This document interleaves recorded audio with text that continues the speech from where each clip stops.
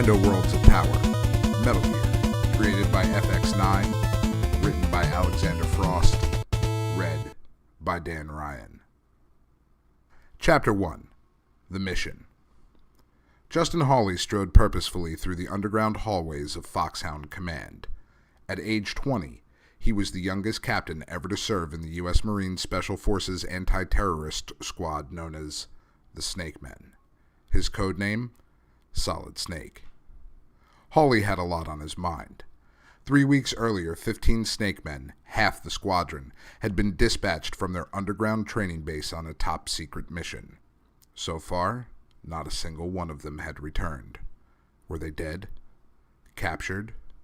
Nobody knew, and none of the remaining Snake Men dared to speak of it out loud. They could only wait and wonder. Now, of the 15 Snake Men left, only Justin Hawley had been sent for. The order had come directly from Commander South, head officer of Foxhound Command, the military unit controlling the Snake Men. As Hawley entered the command center, he saw that the vast room was empty except for 3 people.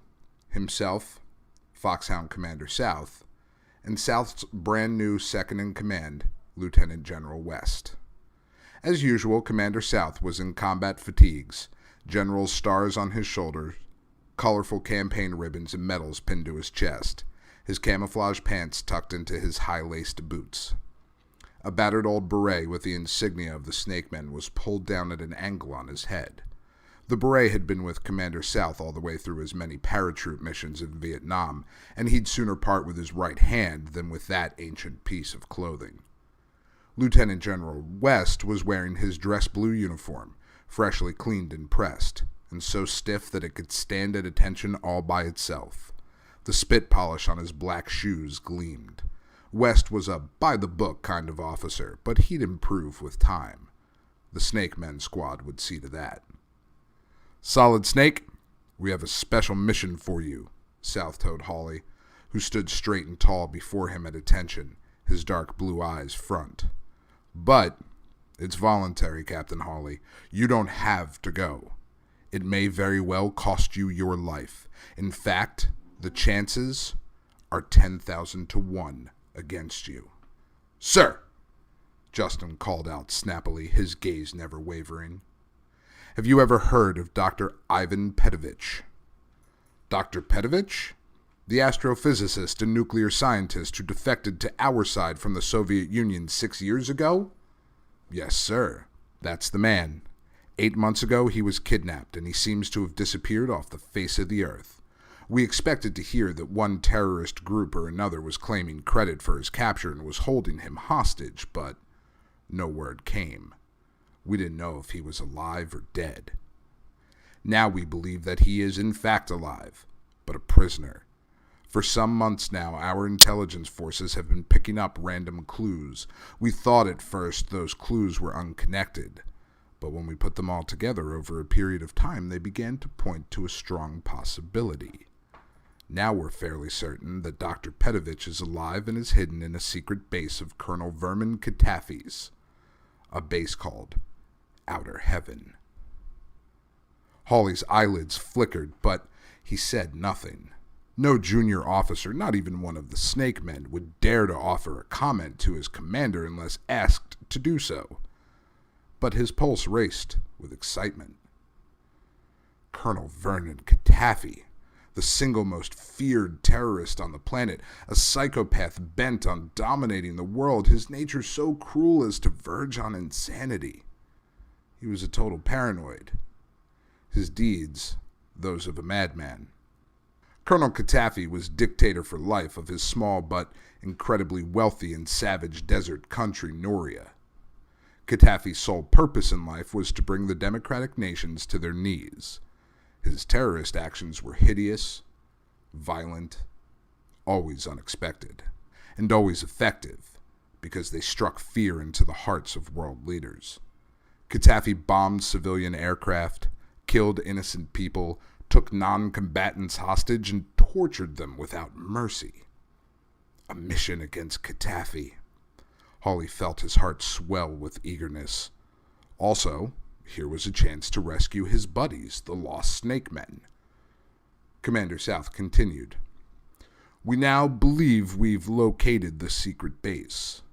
Satellite reconnaissance of a distant jungle has revealed an unfamiliar complex of buildings, not in Noria, but somewhere else. I'm not authorized to share that information with you. It's got the highest possible secrecy classification. I can only tell you it's impossible to conceal a compound of that size and fortification in a desert country. So they went to the jungle instead. Computer scans of the satellite photograph show a huge base, larger than anything we've dealt with before, heavily protected and made up of a number of buildings. Hawley, it's our belief that this compound is outer heaven and Dr. Petovich is held prisoner somewhere in there. 2 weeks ago, Dr. Petovich's daughter, Ellen, disappeared. Witnesses tell us that she was snatched from her college campus as she was leaving her dorm. 3 masked men carrying automatic weapons jumped out of a long black limo with phony license plates, forced her inside, and took off at 80 miles an hour. We believe now that Dr. Petovich didn't give in under torture. Now we're afraid that top-secret nuclear information may have been taken from him because they're holding his only daughter prisoner, threatening to torture or kill her. But that's not all. There's something else, Hawley. Something even more terrifying. Something that has us really worried. Our intelligence sources have hinted at something called Metal Gear. What Metal Gear is and when it's scheduled to be launched against us, we don't know. We don't know what it looks like, whether it's airborne or how it's armed. We don't know how or even whether it can be disarmed. We presume it's controlled by some hidden supercomputer and that it carries a nuclear payload. But we can't be certain of any of this. Our information is too fragmented and too obscure. All we're sure of is that Metal Gear is the most powerful and evil weapon ever devised. It could destroy our planet and every living thing on it. We've got to stop it before it's too late.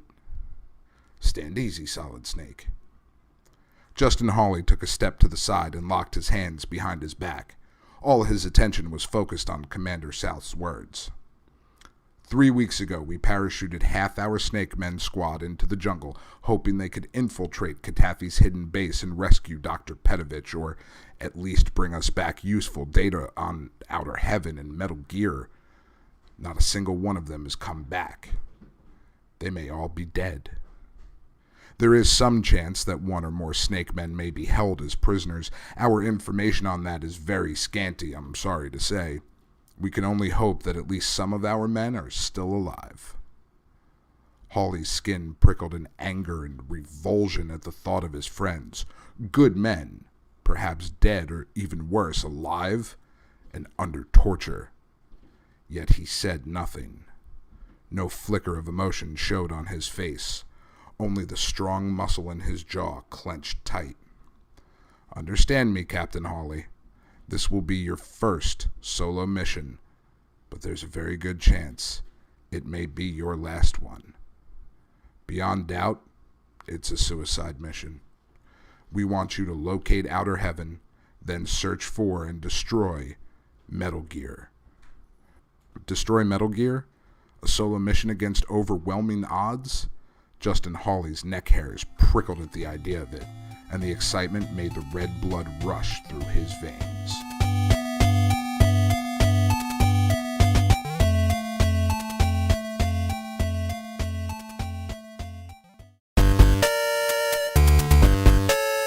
Chapter 2. Mission accepted. We want you to go in alone, continued Commander South, armed with nothing more than a compass. If you try to break in fully armed, you'll be slowed down. You won't last 5 minutes. We want you to be a shadow, to slip through unseen. Do you read me? Yes, sir. Every nerve in Hawley's mind and body were on red alert. Whatever weapons or equipment you need, you'll have to find on the spot or make do without. Speed is what's important here. This mission has to be completed within hours of your arriving in Outer Heaven. His stern face and steady gaze told Solid Snake as much as his words did. that this mission was of the utmost importance. Look for a transceiver radio. When you locate it, tune it to Foxhound Command's secret frequency. Then you'll be able to receive our radio transmissions. If you find any snake men alive and held as hostages, set them free. Rescue as many as you can. We'll pick them up later.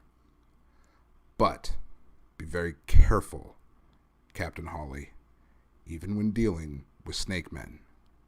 Don't take anybody's word or anything at face value. Some of the snake men may have broken under torture and turned double agent. You won't know for sure which of them you can trust. As for Ellen, Dr. Petovich's daughter, we don't know whether she's alive or dead. If you find her alive, she may be of some help with her father. Try to rescue Dr. Petovich too, but if you can't, then you'll have to kill him. He's more valuable to the free world dead than alive and in the dangerous hands of Colonel Katafi, understood? Sir, said Solid Snake.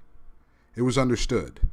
In the game of terrorism, the stakes were high and often fatal. The compass you'll be carrying is the latest technology. It will transmit everything you say, and it contains a homing device. We'll be monitoring you constantly on the command center's computer screens. By means of the homing device and the compass, we'll be able to locate your position with pinpoint accuracy and target you to receive the radio transmissions that will give you all the up-to-date information we have. You won't be able to hear us through the compass, so you'll need to locate that transceiver as quickly as you can. As you penetrate the base, the radio broadcasts will help you as much as we can. You will be contacted by our agent, codenamed Diana, on wavelength 12033. She will be your control. She may sometimes identify herself as Boss Man. We can't tell you any more than that. Once again, Captain Hawley only nodded without speaking. He understood fully the need for secrecy. Once you're in Outer Heaven, you're completely on your own, continued Commander South.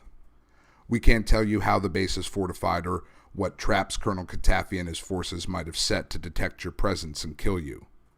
You'll have to elude all their traps, deal with their security forces, find our lost snake men and Dr. Petovich, locate which building houses Metal Gear, and somehow destroy the terrible weapon. It's a big job, Solid Snake. A very big job. It's the biggest mission one man has ever been sent on. 15 good snake men have already gone in and not a single one has come back. We can't afford to lose the rest of the squad. We're counting on you and you alone. But the decision has to be yours. We can't order you in there to face almost certain death. Will you do it? Knowing the one chance in a million you have of coming out alive, do you still volunteer? Sir, yes, sir. Good. You'll leave in an hour, said Commander South, nodding. We haven't a moment to spare. But first, get rid of that uniform you're wearing. South scowled at the crisp olive-drab fatigue suit that covered Solid Snake's muscular body. We don't want you wearing or carrying anything that links you to your unit. This mission is top secret. We're issuing you a special camouflage suit. Pick it up at the quartermaster's, put it on, and be back here at 1400 hours. No dog tags. Wear no identification of any kind. Take nothing else with you that might connect you to Foxhound and the Snake Men with the exception of this compass. Is that clearly understood? Nothing. Yes, sir. Justin saluted snappily, turned on his heel, and marched out. As the door to the command center closed behind Hawley, Commander South sighed deeply and rubbed his hand over his brow. Do you think he bought it? Asked General West softly. Hawley? He'll do as he's ordered. He's the best of the Snake Men. I hate to lose him. He's highly trained and qualified. It galls me to have to sacrifice Solid Snake, but that's the way it has to be if we're to stop this madman Katafi and his new infernal deadly weapon Metal Gear. Tell me about the Snake Men. Who are they? For a fraction of a second, South hesitated. The information on the squad was highly classified, top secret. but West was his new second-in-command and therefore entitled to be briefed. Codename Snakemen is a unit that doesn't officially exist. You won't find them on any roster in the Pentagon, but somewhere in Utah in a silo deep underground, a picked elite force of 30 young Marine officers has been undergoing intensive anti-terrorist training. It's a different kind of training from anything you've ever imagined, West. In what way? General West asked curiously. In addition to being chosen for their courage, their intelligence and loyalty, for their incredible physical stamina and coordination, the Snakemen have been taught to survive with their bare hands. They've learned to create equipment and weapons out of nothing more than a hostile terrain, any kind of terrain, from big city to deepest jungle to driest desert. At the same time, they've been getting top-secret training in 21st century weapons that the world believes are still only on the drawing boards. I'm proud to say that our Snakemen are trained to handle virtually anything. Most important of all, this unit has been selected for their intelligence and swiftness of mind. The Snakemen have been trained to use their brains to outthink their opposition, to project themselves into the actual mindsets of the enemy, so that they can strike first, just like the snake for which they're named. Snakemen use their brains before their guns in any situation, even when it threatens their own lives. Yet, they obey without thought or question the orders of a superior officer. In a world filled with warfare and terrorism, where space-age technology has made the destruction of the Earth more than a possibility, the Snakemen have chosen to be saviors. And Hawley?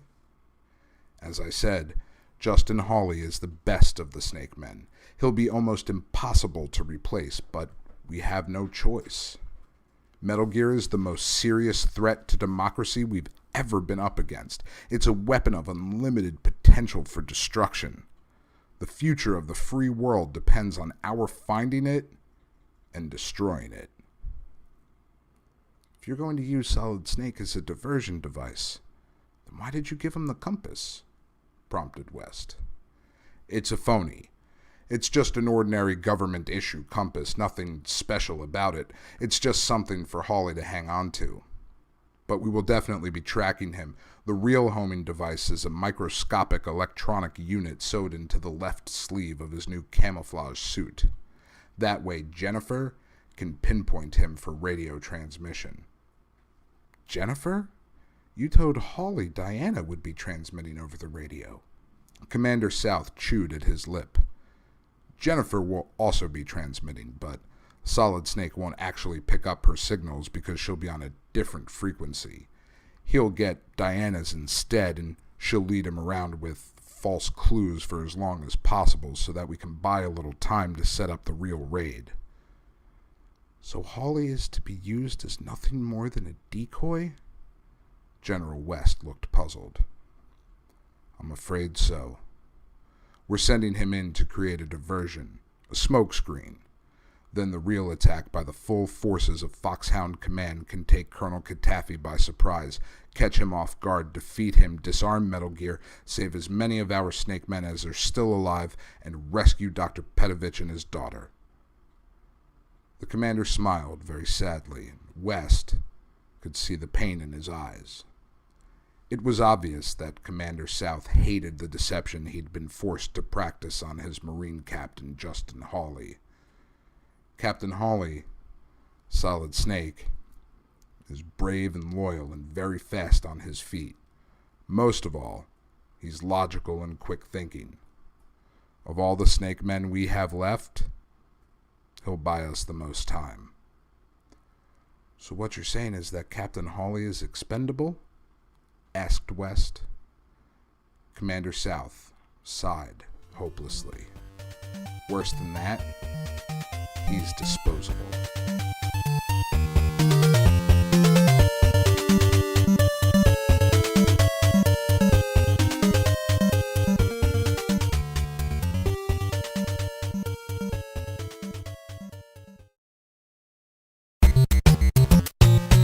Chapter 3. Getting In. Justin Hawley sat in the dark glider, his long legs cramped up almost to his chest, his seatbelt buckled across his shoulder and lap, the parachute strapped to his back. He'd been sitting like this for many hours. The glider was completely sealed. His little cockpit let in no light. Hawley had no idea what direction the mother plane had carried him. All he knew for certain was that at some predetermined point, just before the jet came within radar range of outer heaven, the glider had been released. Soon it would lose enough altitude to come in low and escape enemy radar detection. Later, at some other preset time, the explosive bolts of the glider's cockpit cover would release, and Hawley would parachute out and down into the unknown. From there, he'd be on his own. The sudden sound of the cockpit bolts exploding startled Hawley, but the instant his eject seat hurled him out of the glider, every one of his senses was on red alert.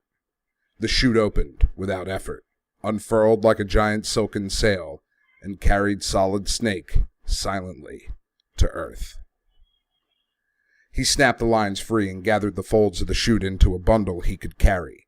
Now he looked around him, trying to see something, anything, but visibility was zero.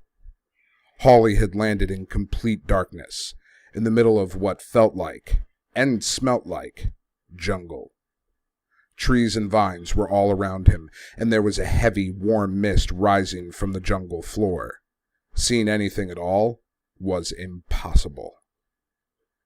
"Down and safe," he spoke into his compass, hoping that someone at Foxhound Command was online and was monitoring him. All around him, Hawley heard the sound of the jungle, of wild beasts, night stalkers, and killer animals. It was too dark to travel. He'd have to wait until dawn. Climbing up into a nearby tree, Hawley disturbed a sleeping tribe of little red monkeys who scattered through the branches, angrily chattering. Justin wrapped the parachute around him and settled into the crotch of the tree to grab a few hours of uneasy sleep. He didn't know when he'd get the chance to rest again. 3 hours later, Hawley awoke. Although the sun could barely pass through the thick jungle canopy, enough light penetrated to rouse Hawley. All of his senses on red alert, he looked around him in every direction. Apart from the animal and bird sounds of early morning, there was nothing. Justin climbed down silently to the jungle floor and set out on his mission, the search for outer heaven. Some highly developed instinct, the result of his snakemen training, led his feet west.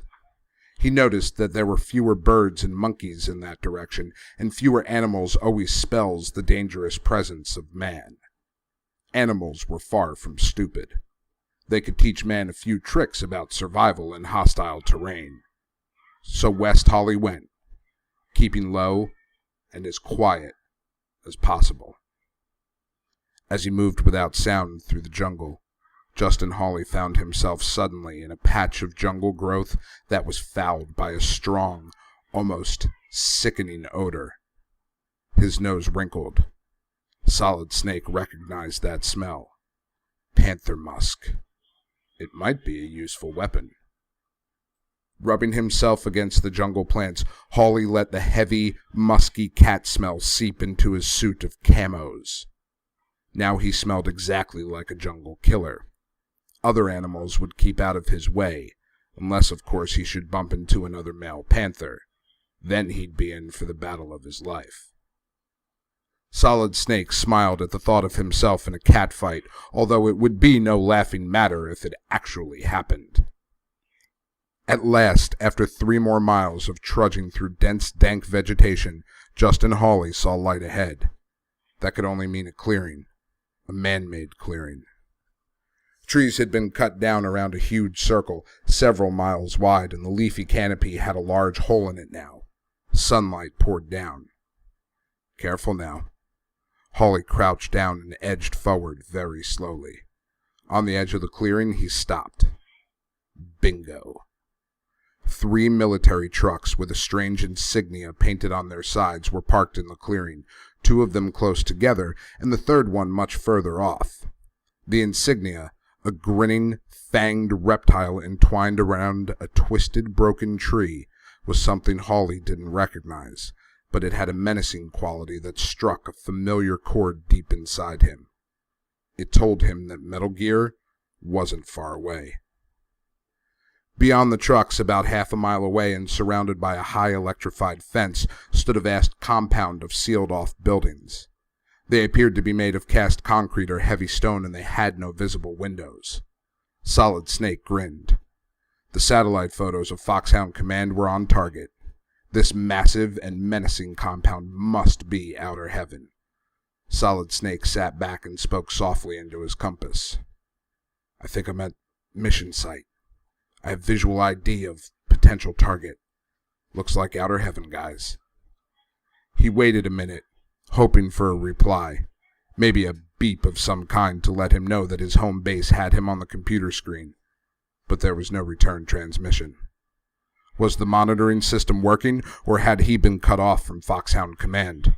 He'd have to locate a radio transceiver as soon as possible to find out. Justin stood up carefully, looking in every direction. As he did, the jungle silence was broken by a sudden, ear-splitting chorus of snarls and growls. 6 barking killer dogs, giant half-starved Dobermans, burst out of one of the trucks. Their fangs were enormous, white and sharp. Their powerful jaws dripped foamy saliva. Snapping and howling, they raced toward Holly at top speed.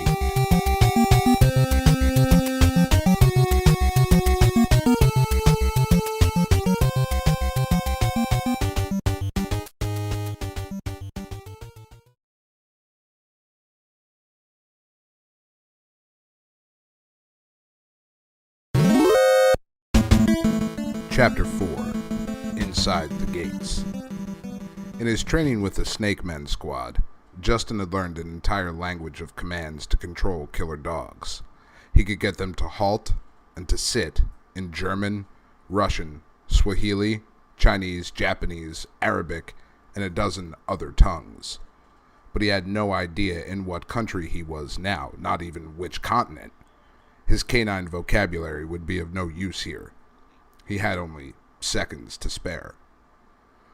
No way could Solid Snake outrun this pack of trained attack dogs.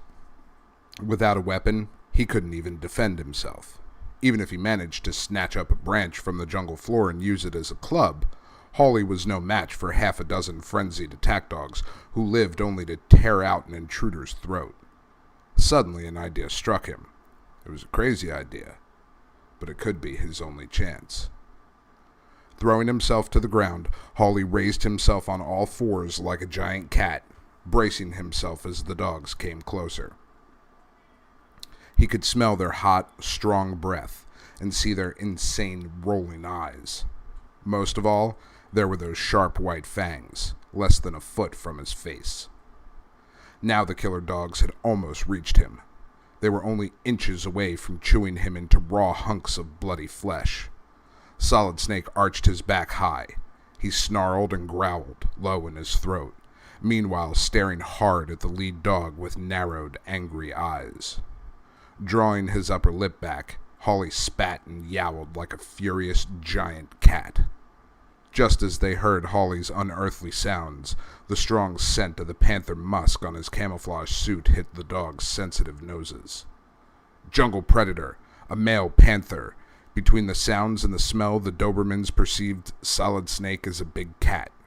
170 pounds of pure panther power, with incredibly strong teeth and claws sharp enough to rip a dog into confetti. The Dobermans skidded to a halt, yelping, then turned tail and rushed away, almost knocking each other over in their eagerness to escape. Laughing under his breath, Justin Hawley watched them go. Then Hawley's expression turned serious. He had some heavy work to do. Crouching low, he slipped silently, almost invisibly, across the clearing to the nearest truck about 50 yards away. He kept his eyes peeled for guards, but saw none. Empty. The truck stood empty. No guards, no dogs. On the seat in the truck's cab, a pair of powerful rubber-cased field binoculars had been left. Solid Snake's hands closed around them in triumph. The binoculars were the first piece of equipment he'd need. Now he was on his way. Should he commandeer this truck? No, the third truck parked furthest from him was closest to the gate of outer heaven. That was the most useful one. By the time he'd made his way over there, he'd know if any of the trucks were guarded. The second truck was, in fact, guarded. Inside the cab, the uniformed guard, a muscular man with a heavy black mustache, was drowsing in the front seat. Hawley came up behind him without a sound. The man only turned in his sleep, snoring. 2 swift rabbit punches from Solid Snake's strong, quick fist, and the sleeping guard was out like a light, on a one-way ticket to dreamland. 1 down. But was the sleeping guard alone? Guards almost always come in pairs. A sudden noise behind him made Hawley turn. Another uniformed guard, tall and heavy, was leveling an automatic weapon at Solid Snake's stomach, growling something in a guttural language Hawley didn't understand. But Justin could see the guard's finger tightening on the trigger. Lightning fast, Hawley aimed a knee kick and connected. With a cry of pain, the big man went down, and an open-handed chop to his hairy neck finished him off for now. He lay still, not even twitching. Solid Snake looked around. The overpowering of the 2 guards had been so swift and silent that no alarm had been raised. Yet. But it could happen at any moment. Should he take the guard's Kalashnikov automatic weapon? No. Hawley might encounter metal detectors on his way into the Outer Heaven compound. Better wait until I'm inside, he thought. But something else caught Justin Hawley's eye. He knelt down at the side of the fallen guard. Attached to the big man's uniform by a pin was a plastic card bearing that same strange insignia and encoded with a series of raised symbols. Hawley recognized it immediately as a keycard that might activate at least one of the electronic doors and gates of the Metal Gear base. The fallen man must be an officer to be authorized to carry a key. This was a real piece of luck. Solid Snake pocketed the keycard and moved rapidly toward the third truck. The third truck was empty and unguarded. It was parked fairly close to the gate of the base. Justin Hawley got behind the wheel and put the truck into low gear. The vehicle moved slowly toward the entrance of the base. Driving with one hand and feeling around on the front seat with the other, Solid Snake found a package of half-eaten rations. Evidently, the men must have recently had their breakfast. Cautiously, he took a nibble, tasted it, and made a face. Government-issued field rations are the same all over the world, he thought. They may be packed densely with nutrition and vitamins, but they taste like a cross between cat food and an old rubber tire. Even so, he chewed the rations quickly and swallowed grimly. No telling when he'd get another meal, and this so-called food would at least give him a quick energy boost. Also on the seat was a pack of cigarettes. Hawley reached for them but drew his hand back. Could they be poisoned? His instincts told him that they could be a deadly trap, and even if the cigarettes contained no added poisons, they were deadly enough in themselves. He decided to leave them where they were, but he did take the matches. Matches could be used in many ways. The truck was at the gate now. Solid Snake slipped out of the driver's seat and crouched down, keeping the vehicle between him and the gate, while his quick eyes darted around, checking for guards. 2 armed men were patrolling, but they were overconfident, talking to each other in that same strange language. They didn't expect to see Hawley, so they didn't see Hawley. He made himself into a shadow, as he'd been trained. Holding his breath, Solid Snake waited until they passed along to the far side of the electrified fence. Then Hawley duck-walked up to the gate, looking for the electronic lock. When he reached it, he stood up. This was it. Would the keycard in his hand be the one that opened this locked gate, or would the alarm go off, bringing guards running from all sides? Only one way to find out. Hawley pressed the embossed side of the card against the lock. For a split second, nothing happened. Then, a click. The gate opened, and Hawley ran inside, swifter than a shadow, and just as invisible. "I don't know if you're copying, but I'm in," he whispered into the homing device, the compass he'd been carrying. No radio, so No response. Once again, Justin wondered if anyone back at command could hear him. Maybe the compass was defective. Maybe the transmission channel was blocked or scrambled. Maybe. Who knew? The possibilities for a mess-up were almost endless. What he didn't know was that although the compass was really just a compass, he was transmitting, after all, through a hidden micro radio that had been sewn into his sleeve back at the base. "He's in," Commander South announced, his eyes on the large computer screen. "Heaven help him," whispered General West.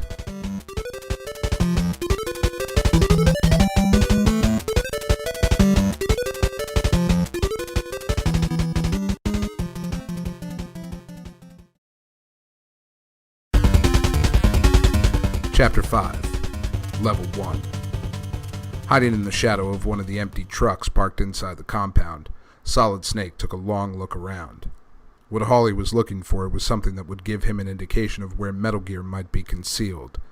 A hatch leading to an underground silo, maybe, or a building within the complex that was more remote and more fortified than the rest. But he was handicapped by the fact that nobody in Foxhound Command knew what Metal Gear looked like. Was it something so big it needed a huge protected structure to house it? Or so small that it was only a deadly microchip, computer-triggered or radio-controlled? A barbed wire fence around a building was no guarantee that Metal Gear was to be found inside. It could be anywhere in outer heaven, even in Colonel Vermin Katafi's shirt pocket. All he had to go on was the name, Metal Gear. Somehow that hinted to Hawley that the weapon itself was large and needed a sizable building to itself. Crossing the field that separated the outside fence from the windowless complex of outer heaven, the young Marine captain spotted a door at the base of one of the buildings. Using the keycard, Hawley placed it in the slot on the door face down. He could hear the latch click, and he pushed gingerly at the door. It opened to his touch. He was inside now on the first level of the first building. He pressed himself against a wall, becoming a shadow, and let his eyes do the walking. There were many doors along the hallways of Building 1, and all of them were guarded. Armed and uniformed terrorists, most of them carrying high-tech automatic weapons, were everywhere. Solid Snake knew that at least at the start, he would have to avoid the guards wherever possible. Once he knew his way around, and once he'd located a weapon of his own, he'd be able to fight. For now, though, the only intelligent thing was to remain concealed. But for how long would Hawley's concealment be safe or effective? There had to be surveillance devices everywhere in the compound. Hawley scanned the walls and ceilings for the telltale red eye of a video camera, but he didn't see one. That could mean the cameras were hidden from view, or it could mean that other types of sensors might be operating. Heat seekers or motion detectors, for example. They were common devices frequently used in securing premises. Those would certainly tip off the terrorist leader to the presence of an intruder. But if that were so, wouldn't the patrolling guards confuse the sensors? No. It had to be hidden video cameras linked to some giant console control board somewhere in the complex. Solid Snake looked around for stairs leading to the upper floors, but he didn't see any. 2 elevators, east and west according to Hawley's compass, were all that were available to Solid Snake to get him from the first level to another floor. The elevators were an added risk and posed a real danger of possible entrapment. Also risky were the corridors leading to the elevators. There were 3 of them. Hawley took the one to the left. He found himself facing 3 doors. He tried his keycard on the first door, but it didn't respond. Why not? The slot for the card was there. Why didn't the door open? Unless... For the first time, Solid Snake realized that there might be more than one keycard. In fact, now he was certain of it. Each individual card opened only a small designated number of doors, and it would take more than one to open all the doors. How many keys would Justin Hawley need to fully penetrate outer heaven? Although Justin didn't know it, there were actually 8 keycards that, used together, unlocked all the doors in the compound. It was an elaborate system in which the higher the soldier's rank, the more keycards he was entitled to carry. Only Colonel Vermin Katafi himself carried all 8 cards. His 2 most trusted terrorist aides were entitled to 6 each. but the keycard in Solid Snake's possession did manage to trip the second lock and get the second door open. Hawley slipped inside the room. It was a small room, little more than a closet, and it smelled bad, like chemicals. The room gave the young Marine a bad feeling, and he wanted out of there. But first, he forced himself to look around. Something was lying on a shelf near the door. Hawley grabbed it and ducked back outside. The door clicked shut behind him, locked again. He looked at the thing he was holding in his hand. It was a gas mask. Considering the chemical smells, the gas mask made perfect sense. It was probably used during experimentation in that room. It could be useful, but what Solid Snake really wanted was a weapon. But he decided to keep the gas mask and move down the corridor. The guards were still patrolling back and forth, up and down. Now they were coming Hawley's way. Their heavy boots making cadenced footsteps sounded closer and closer. Hugging the wall, Hawley raced off in the one opposite direction, to the nearest side door of level 1. Quickly he tried his keycard, which he now thought of as keycard 1. It worked. The door opened, and Hawley was back outside the building before the terrorist guards caught a glimpse of him. 3 military trucks were parked just outside the door. They were marked with the same strange insignia of the other vehicles he'd seen outside the compound. Hawley ran swiftly toward them, hoping to find them unguarded. He was lucky no terrorist guards were in sight.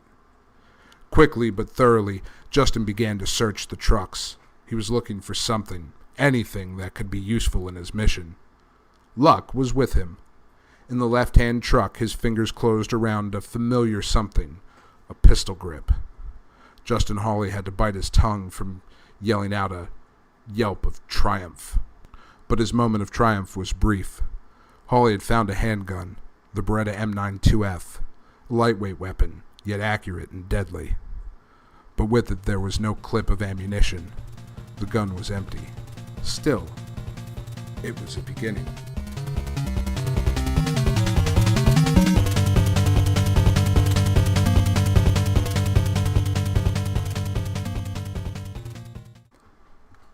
And now a game hint from your friends at Geekade.com. Get the rocket launcher on the second floor of Building 2. After you have earned 4 stars, call Jennifer on frequency 12048. That's frequency 12048. That frequency again, 12048. Chapter 6. Freeing the Prisoners. Quickly, Solid Snake pocketed the empty Beretta and moved on to the right-hand truck. He avoided going near the truck that was parked in the middle, convinced that it was a trap. He'd noticed a thin, almost invisible wire snaking from under the truck's chassis, and rightly presumed there was a detonator somewhere and explosives in the truck. But maybe the truck on the right hand had some clips of ammo stashed in it to use with the gun. He searched it carefully, but it yielded up nothing in the way of bullets. It did have a special steel pocket hidden in the door of the cab. Using all his strength, Hawley forced it open and found some anti-tank mines. Good. These might come in handy. Hawley added the mines to the small but growing arsenal he was beginning to put together. With the mines and the Beretta, Hawley made his way back across the compound and used his keycard to get back inside Building 1. Peering around a corner, Hawley could see the guards approaching. He was close to the east elevator. It was his only chance.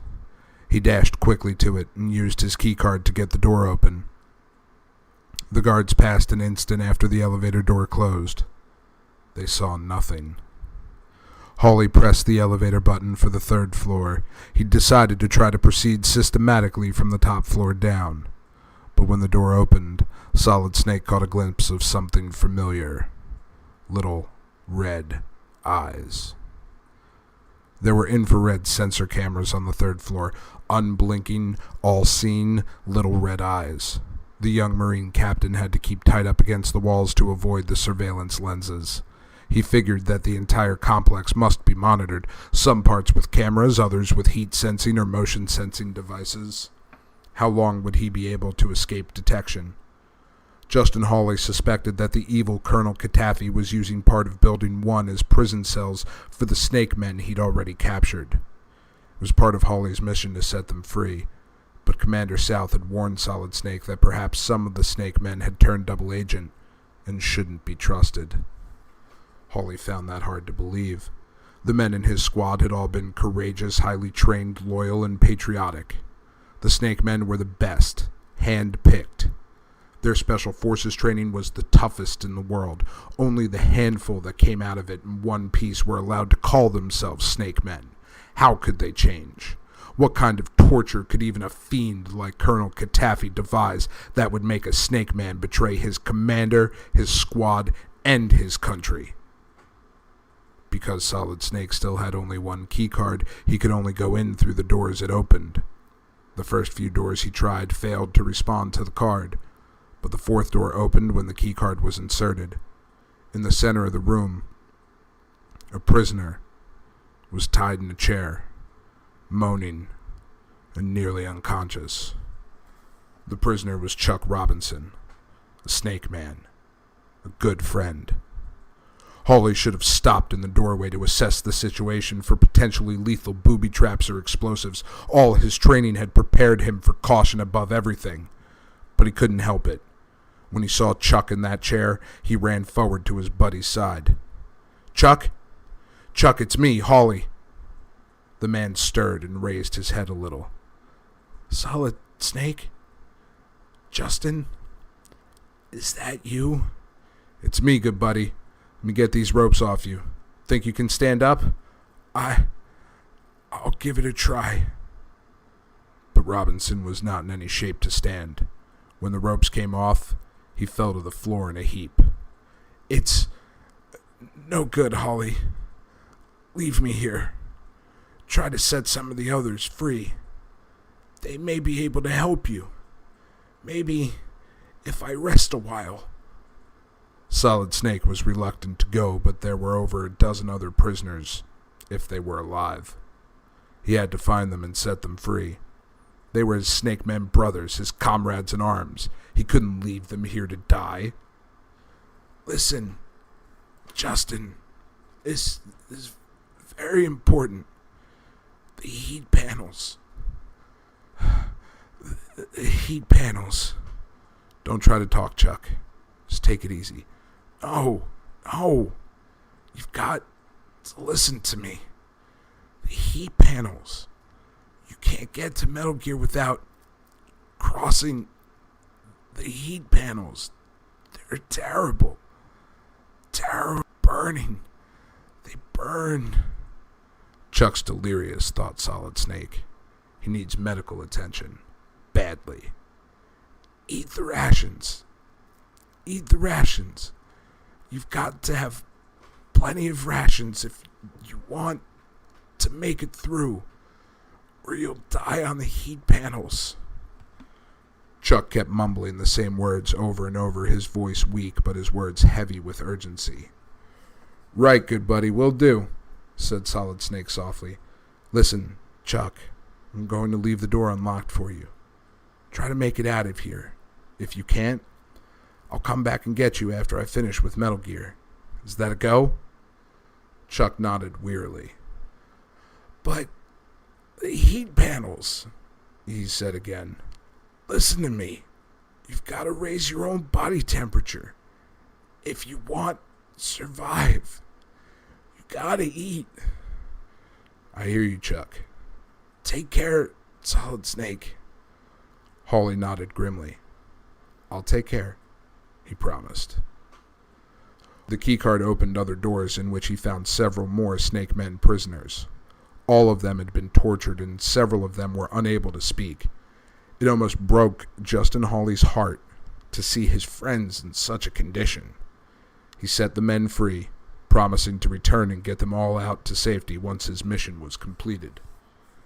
So far, none of the rooms had contained any ammunition for his Beretta. He needed weapons to penetrate the inner defenses of outer heaven. He had to keep looking.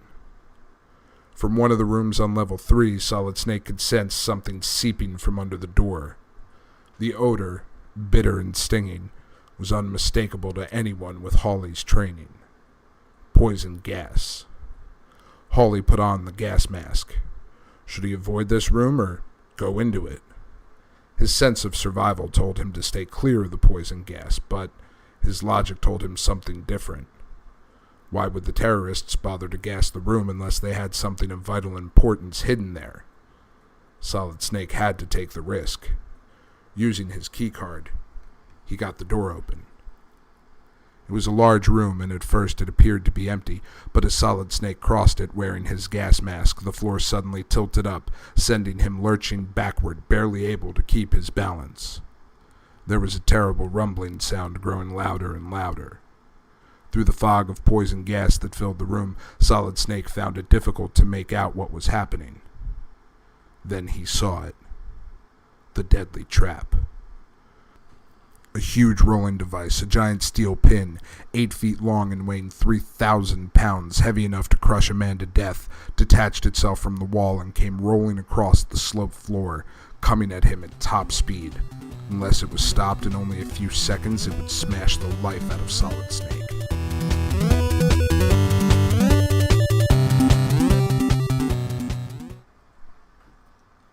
And now a game hint from your friends at geekade.com. Avoid surveillance cameras by staying next to the walls. That's next to the walls. That's where you want to stay. Out of the way of the surveillance cameras. Chapter 7. The Terrorist's Face. The deadly roller came thundering closer. The floor tilted crazily. Solid Snake staggered and found it impossible to stay on his feet. The pin was moving more rapidly, gaining momentum with every second that passed. It was moving a lot faster than Hawley, and soon it would be on top of him. Solid Snake thought fast. Crouching down to the floor, Hawley waited and watched as the pin got closer. At the precise moment that it reached him, Solid Snake gave a mighty leap upward and threw himself over the pin, rolling clear on the opposite side. The pin thundered onward, smashing into the far wall. The floor, whose tilt was electronically clued into the rolling of the steel monster, became level again. As the floor straightened out, Hawley scrambled to his feet, shaky but unhurt. Before he could catch his breath, 3 terrorist guards came rushing out of concealment, weapons drawn. Solid Snake still had no ammunition for his handgun, and the mines were useless in this situation. All he could do was run. He was near the door, so he raced for it on the double. Without looking back, he pulled it shut behind him, using keycard 1 to lock it. The guards were shut inside. Without delay, Solid Snake used his keycard on the next room, and the door swung open. Cautiously, he entered. The room at first appeared to be completely empty. No guards, no lethal devices. In the center of the floor stood only a table with a computer and some field rations on it. Were the rations poisoned? Hawley hoped not, because he knew he'd have to take the chance anyway. Chuck's words came back to him. You've got to have plenty of rations if you want to make it through the heat panels. Maybe Chuck hadn't been delirious after all. Solid Snake picked up the rations and sniffed at them. They smelled terrible, but all field rations smelled terrible. Justin Hawley ate some and pocketed the rest. Then he turned his attention to the computer on the table. It sat there, switched off, silently mocking and defying him. What was its purpose? What information did it hold? Solid Snake reached across the table and turned the computer on. At once, the screen lit up and showed an enemy terrorist's face. It was the face of Colonel Vermin Katafi. Before Hawley had time to think, the face on the computer screen began to decompose right before his eyes. The picture turned into blocks, and the blocks were quickly scrambled until the face was an unrecognizable jumble. A small clock appeared on the screen, ticking the seconds down from 20 to 19 to 18. Hawley realized that this was a crucial identification test. The computer thought he was a terrorist and was putting him through a special run to make certain of his identity. Each person using this computer screen had only 20 seconds to unscramble the face. The guards were trained in this exercise, but Hawley was not. Quickly, Solid Snake began to strike the keys almost at random while the seconds ticked down one by one. On the screen, a couple of pieces fell into place, and Hawley worked faster, but at the same time with more focus. The trick was to pay as little attention as possible to the clock counting down from 12 to 11 to 10 to 9. Just get the job done. 5, 4. Holly had only 3 pieces of face left to go, but one piece he'd unscrambled before was in the wrong place and it was blocking the right piece. Deep breath. Do it. Just do it. 3, 2. The final piece clicked into place a nanosecond before the countdown stopped. There on the screen, the terrorist's face had been reassembled. Solid Snake heard a click. From a slot in the side of the computer came a small sound, and a keycard slid out. His reward for getting it right. A keycard. The computer had fallen for his trick. He compared it to the first keycard he had found and noticed that there was a pattern to the bumps on the card. With 2 cards in hand, it was easy to see that the pattern was a numbering system. This was card 2. The bumps were carefully laid out in sections. He could tell that there were 8 cards in all. Now he had more rations and another precious keycard. The next room couldn't be opened with keycard 1, but the door did open at the press of keycard 2. Inside was another bound Snake Man prisoner, Jim Tibbet. "Solid Snake, thank God you're here. I'd just about given up hope. I have a message for you. From Diana. She says, Gray Fox infiltrated the enemy several days ago.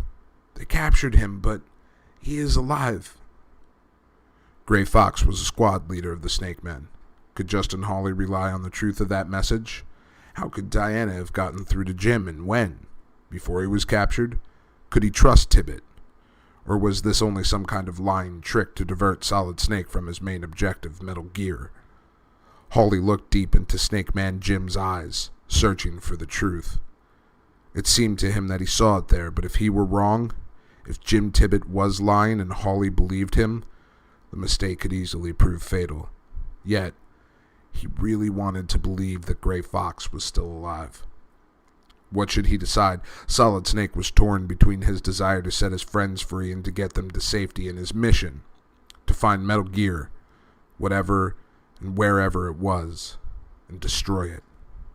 It was a hard choice, but the mission came above everything. Those were his orders, and he was here in outer heaven to obey them. If on the way he found Gray Fox alive, that would be the icing on the cake, but he couldn't stop to look for him. Yet he resolved in his heart to keep his eye open for Gray Fox and to question every prisoner he set free about the squad leader. If anyone could help him on this mission, it was Gray Fox. "I'll come back for you as soon as I can," Hawley promised Tibbet. "Hang in there, Jim. Rest up. The door is unlocked now, so be careful." "I will," Jim replied, weakly shaking Justin's hand. "You be careful, too." In the next room, opened by keycard 2, Hawley was hit by odorless poison gas as soon as the door opened. He felt his lungs choking with pain. With only seconds to spare, he got his gas mask on. Something caught his eye even through the gas. Taped to the baseboard of the far wall were 3 clips of ammunition for the Beretta. Bullets. Now he felt like a combat marine again. Now Solid Snake was armed. In the same room, he found a small package containing the silencer for the Beretta. That made Solid Snake grin, and he screwed the silencer onto the end of the barrel. The next space he entered was a small armory, a supplementary weapons stash. On a high shelf, Justin Hawley located a grenade launcher and a cache of grenades. This find slowed him down somewhat, but it was too important to leave behind. Solid Snake strapped the grenade launcher on his back and slung a heavy bandolier of grenades over his chest.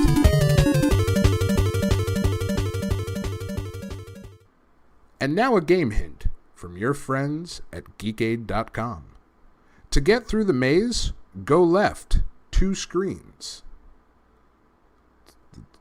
Left, not right, because it'll just repeat over and over and over and over and over again. No matter how many times you walk right, you got to go left 2 screens. Okay? Good. Chapter 8. Captured. "Hello?" whispered Hawley urgently into his compass. "Hello, Control? Do you copy?" Was there anybody on his side listening to him, monitoring his whereabouts? Hawley didn't know. Doggedly, Solid Snake kept moving forward from one room to another. He hoped to find Gray Fox, but his first priority was to locate a transceiver radio as soon as he could. Time was crunching Justin Hawley. He needed to receive his radio messages from Control to guide him further into the depths of outer heaven, and he had to have those radio transmissions soon. Hawley was feeling isolated, as though he'd been completely cut off from Foxhound Command. He didn't even know if his homing device, the compass, was operational. Was the base receiving him?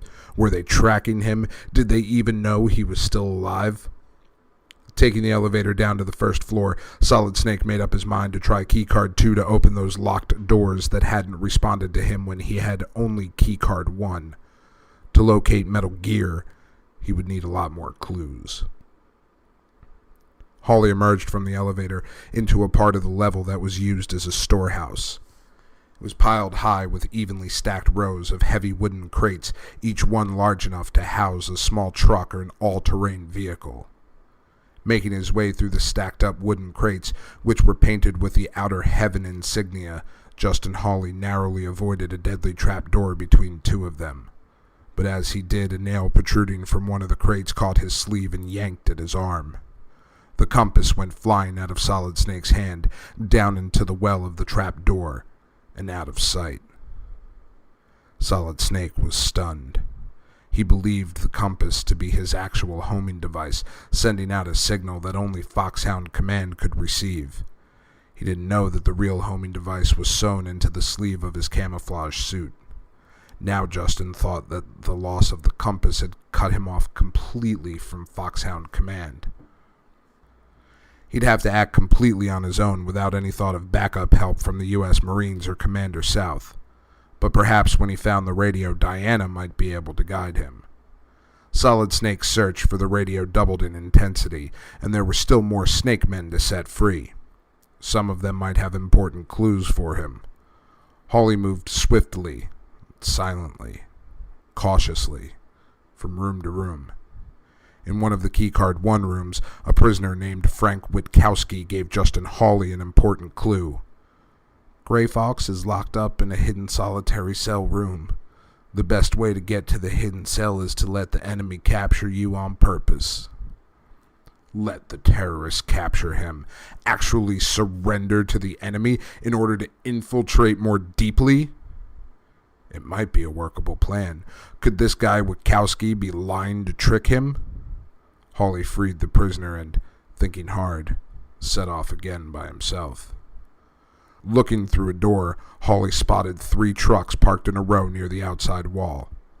Solid Snake had been lucky with trucks so far, locating rations, weapons, and necessary equipment in them. Could he get lucky again? Yes. In one of the trucks was an Ingram Mach 2 submachine gun with a full clip. With the Beretta, and now the lightweight, rapid-firing automatic Mach 2, not to mention the grenade launcher, the grenades, and the anti-tank mines, Solid Snake was becoming a walking arsenal ready for any fight. But it was also a pretty heavy load for one fighting man to carry. Maybe he'd make better time if he didn't have to walk or run everywhere. For example, if he had wheels. Hawley decided to commandeer one of the trucks. It was at that very moment that Justin Hawley's luck ran out. As he climbed into the cab of the truck, a squad of terrorists appeared as if out of nowhere. Suddenly, Solid Snake was surrounded on all sides. There were guards everywhere, each man with an automatic weapon aimed straight at his chest. There were no options left. There was nothing to do but surrender. Hawley put his hands up and allowed the terrorists to take him quietly. Captured. Solid Snake was a prisoner. Did this mean that his mission was at an end? A failure? Had he let the Corps down? Betrayed the Snake Men squad, Commander South, his country, and the free world? Hawley suddenly recalled the words of Frank Witkowski, the last prisoner he'd freed. The best way to get to the hidden cell is to let the enemy capture you on purpose. Could that Snake Man be right? Solid Snake was about to find out. Roughly, the guards stripped Hawley of his bandolier of grenades, the gas mask, the Beretta, the Mach 2, the anti-tank mines, the ammo, the grenade launcher, the binoculars, the rations. They confiscated all of Solid Snake's weapons and equipment. Or at least they thought they did. There was one crucial exception. Katafi's men missed something. Because the terrorists could not conceive of Solid Snake having keycards in his possession, because they believed that he'd brought his own weapons into outer heaven with him, and because the keycards were no larger or thicker than an American Express card, the guards didn't find them when they frisked him for more weapons. The keycards were still safe, deep down in the pocket of Solid Snake's camos. Now that he was a prisoner, what were the odds against his meeting Gray Fox? Witkowski had told him that the terrorists had the squad leader hidden away somewhere in solitary confinement. The guard spun Justin Hawley around, and a black, greasy blindfold was tied tightly around his eyes. He could see nothing. Prodding Solid Snake along painfully with their weapons, they marched him, stumbling, inside a building and down a long corridor. They turned so many corners that Hawley couldn't hold on to his sense of orientation. He had no idea where they were taking him. At last they reached a stopping point. The terrorists yanked cruelly at Solid Snake's arms to get him to stop. Justin Hawley heard a cell door open and he was pushed roughly inside, falling to the hard stone floor. The triumphant and mocking way the guards were laughing and sneering at him told Hawley plainly that his interrogation would be next and very soon. The guards didn't even bother to tie Justin up, another indication that they expected to be back for him within the hour. The door clanged shut. Reaching behind him, Solid Snake struggled with the thick knot of his blindfold until he got it off. The cell was so dimly lit that it was hard to make out anything except shadows, but in a few seconds, Hawley's eyes had adjusted to the lack of light, and he looked around him.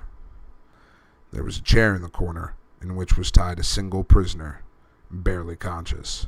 He was bound and gagged. Justin Hawley went to the prisoner. He removed the gag and untied the ropes that were cutting sharply into the man's wrists. Gently, he lifted his head to look at his face. The man's features were so swollen as to be unrecognizable. "Can you talk?" Justin whispered.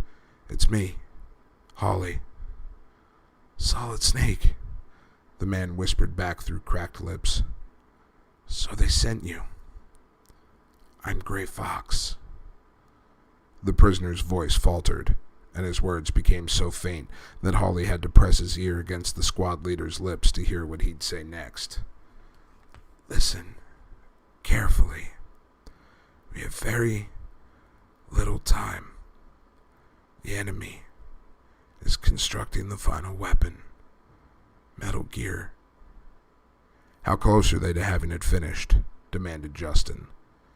"Very close, perhaps less than an hour away." Gray Fox's words came slowly and painfully. "Hang on, Gray Fox," urged Solid Snake. "Don't leave me now, I need you. Can you describe Metal Gear? How does it work? Is it large? Small?" "No. None of Snake Men has seen it." "Do you know which building it's in?" "No. It's very well hidden. You're going to need a map." "A map? What map?" This was the first that Hawley had heard about a map to Metal Gear. "Where will I find this map?" he asked intently. The squad leader tried to raise his head, but couldn't. "I don't know. I only know there is one." "What about Dr. Petovich?" Solid Snake asked him. "Have you any clue where they may be holding him?" Gray Fox shook his head painfully. He could be anywhere. Katafi keeps moving him around." "And Ellen, his daughter?" "Is she here too?" "Yes. Katafi's men kidnapped her in order to make Dr. Petovich talk." "Didn't know that." It was obvious that Gray Fox was fading quickly. He needed a doctor. Hawley felt the urgency of the situation tightening around him. This was the leader of his squad. He couldn't just let him die. He had to rescue Gray Fox. "Solid Snake, listen. Not much time. Can you get us out of here before they come back for us?" "I'll try," promised Hawley. "But with what? His bare hands?"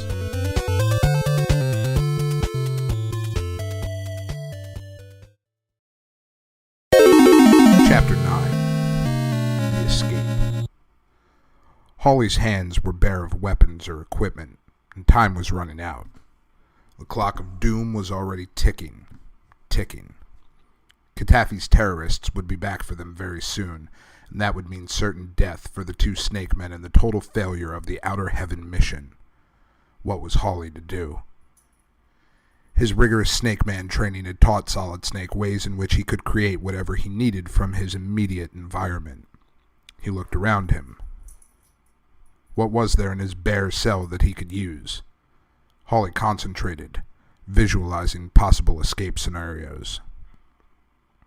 One piece of luck gave Hawley the slightest edge. Along with the two keycards, the terrorists had missed the little book of matches that Justin had found in the truck.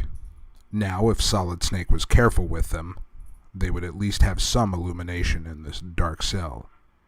Maybe the matches would be even more useful than just shedding light, because although the cell was sealed tightly, Hawley thought he could feel the merest whisper of cold air seeping in from outside.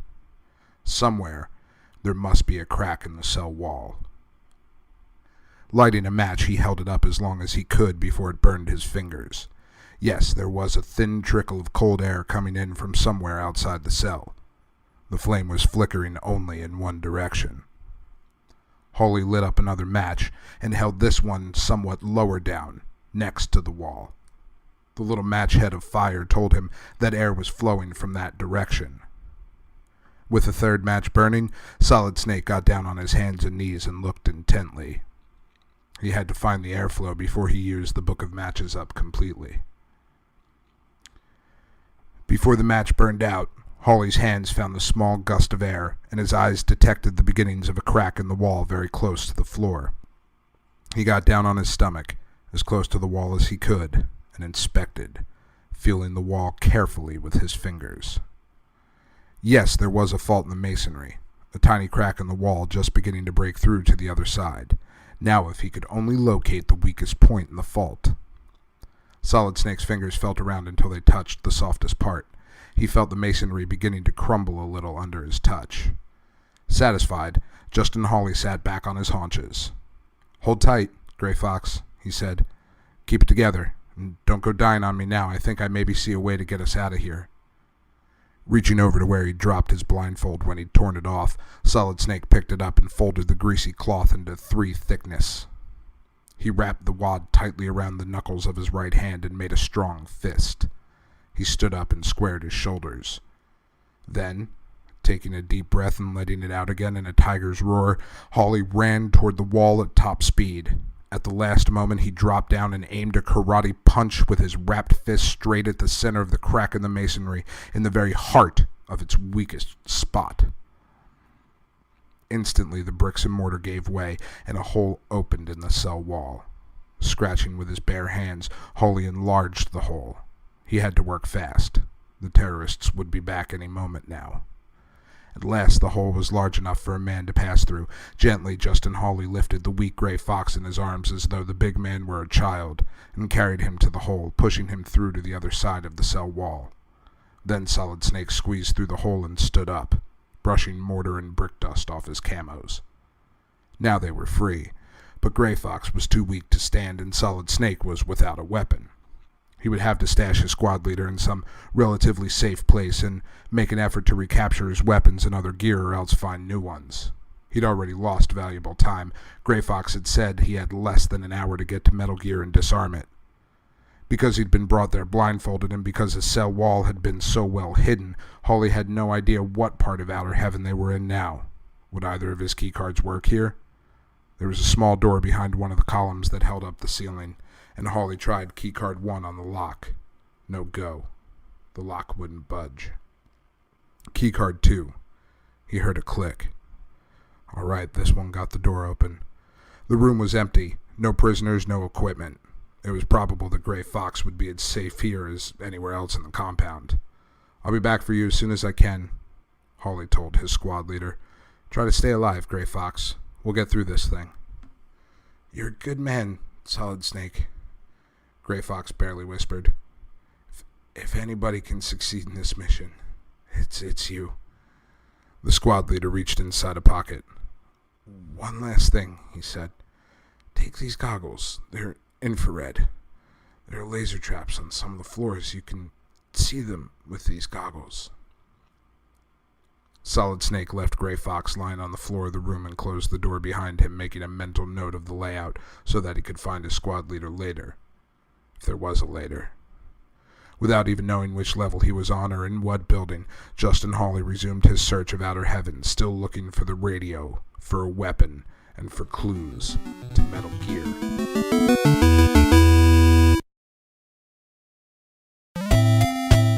Chapter 10. The Shotgunner. The next room Solid Snake entered had nothing in it. It appeared to be just an empty space. But Justin Hawley had a strange feeling about this place. Something was in here. He was sure of it. He did a quick search, but came up with nothing. Even so, all his instincts told him that something of importance should be hidden here. He looked again, this time even more thoroughly, but once again he found nothing. Perhaps his Snake Man instincts were wrong this time. He was wasting precious minutes. By now the terrorists would have returned to get Solid Snake and Gray Fox. They would have found them missing, and they'd be searching every inch of outer heaven. Reluctantly, Hawley turned to leave, to look elsewhere, but there it was.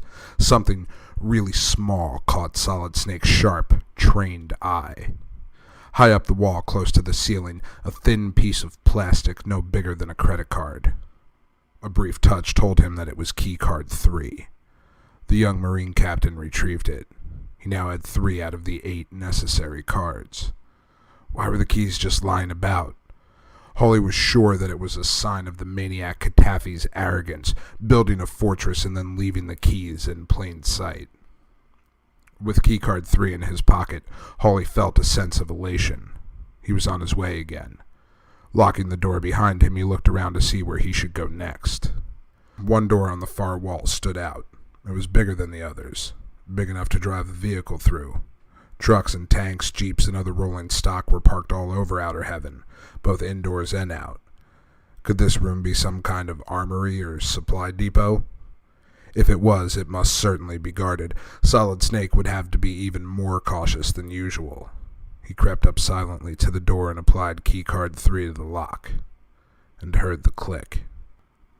In the next room, which was a supply depot, a huge man, whom Hawley recognized from his criminal file as the Shotgunner, was keeping watch over a large cache of weapons, including Solid Snake's own equipment.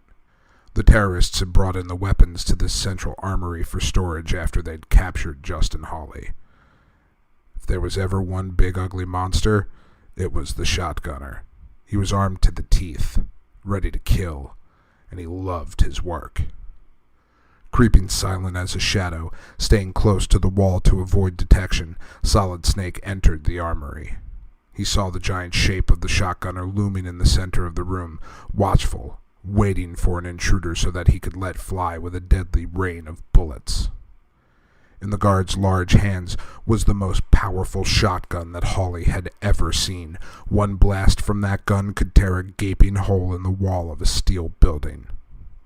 All around him, Hawley saw piles of weapons, guns and explosives of all kinds. But getting them into his hands would be a noisy business. Before Solid Snake could even shoulder a weapon, the shotgunner would have heard him and blown him to the moon. Wait a minute. There, almost under the nose of the shotgunner, was a pile of gear on the floor. Justin Hawley recognized it. It was his own. The Beretta with its silencer, the Ingram Mac II, his bandolier, the gas mask, all of it, even his rations. Now, if only he could get to it. Using the oldest trick in the book, the ventriloquist's skill of throwing his voice in another direction, Solid Snake made a small sound come from the opposite side of the room. For a split second, the shotgunner turned his head, only just long enough for Hawley to race past him and grab up his weapons cache. Solid Snake hoped that his hands would first fall on the pistol because the pistol had a silencer. But he didn't have time to pick or choose, and as luck would have it, the first weapon into his hand was the Mac II. The shotgunner heard him and growled in his throat, a deep, animal sound, an endangered threat. He lifted his mighty shotgun and sighted down the barrel at Hawley. There wasn't a second to spare. Solid Snake didn't even have time to reach for the trigger of his gun. Instead, he whirled and swung the MAC-2 like a baseball bat, letting the shotgunner have it on the side of the head. He heard the angry growl become a grunt, saw the shotgunner topple over from the force of the blow and the mighty gun fall from his big hands. Solid Snake knew that the noise of the struggle would have the terrorist guards down on him before he could blink an eye. He had to get out of there, and fast. But as he was running for the back door, loaded down with his gear, he noticed some equipment among the supplies that might prove very useful: a suit of body armor and a bomb blast suit. Grabbing them, Hawley ran for his life out through the back door. He wasn't aware of it yet, but Hawley was about to come face to face with a new hazard: the dreaded heat panels.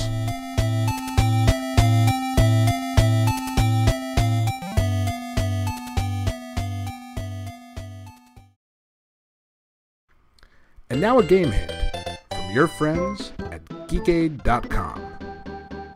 Watch out for the pitfalls between the wood crates. It's like you're going to walk by them and the floor is going to open. And then it's game over, man. Like, you're just dead. It's ridiculous.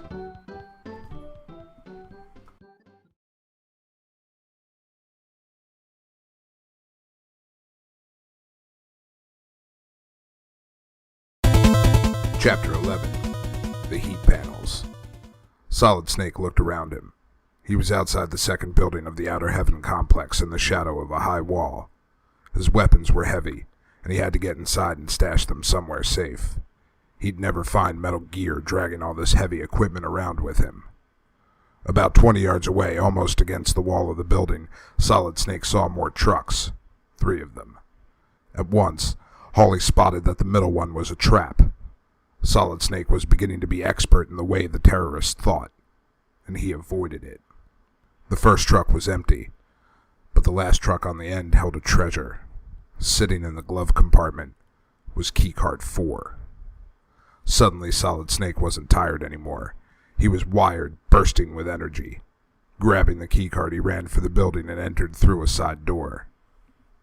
The layout of Building 2 was not unlike that of the first building in the Outer Heaven complex. The layout of Building 2 was not unlike that of the first building in the Outer Heaven complex. There were no stairs evident, just 2 elevators east and west. No markings on any of the doors. In the corners of the vast first level, painted on the floor, was that same strange insignia. Minutes were ticking by quickly. Gray Fox had told Hawley that Metal Gear was almost completed. Speed was essential now more than ever. Solid Snake realized he needed to find a place to stash the arsenal he was carrying. It would just slow him down, but where was a safe hiding place? He thought about it a minute, and it came to him. The best place to stash equipment is in a room already filled with equipment, a room locked by one of the 4 key cards Hawley had already had. If he could only find a place like that, unguarded, a place he could come back to. Hawley found an unlocked room filled with food and stuffed his pockets full of rations. He made certain that he had all 4 keycards on him and moved silently to a locked door. Keycard 3 didn't fit the lock, but keycard 4 got the door open. Very cautiously, on the lookout for traps, he moved inside. It was exactly the setup Solid Snake had hoped for. Weapons and gear lined the shelves of the room. The equipment was out of date and appeared to be unguarded. It looked like stuff nobody would want or come to check on. Nobody would bother and notice Solid Snake's stash. He could retrieve it as needed. Hawley began to unfasten his bandoliers, but before he could set down any of his gear, he heard noises approaching the door. He moved fast and low toward the back of the storeroom. Just as the front door opened and an armed squad of Colonel Katafi's men came in, Solid Snake saw a small back door to one side of him. He slipped through it before the terrorists could catch a glimpse of him. He was in a place he'd never been before. Ahead of him stretched a large area made up of what appeared to be solar panels, but couldn't be, because there was no sun in the windowless room to heat them. On the other side of the panels was another set of doors, each of them holding the possibility of escape. To reach the doors, Solid Snake would have to cross the panels, Behind him, he could hear the terrorist talking noisily in the storeroom. His only escape route was across the panels. He could feel the heat rising off them while he was still 4 feet away. 3 panels were arranged in a set, 2 smaller panels on the outer edges and a larger, more intense-looking panel in the center.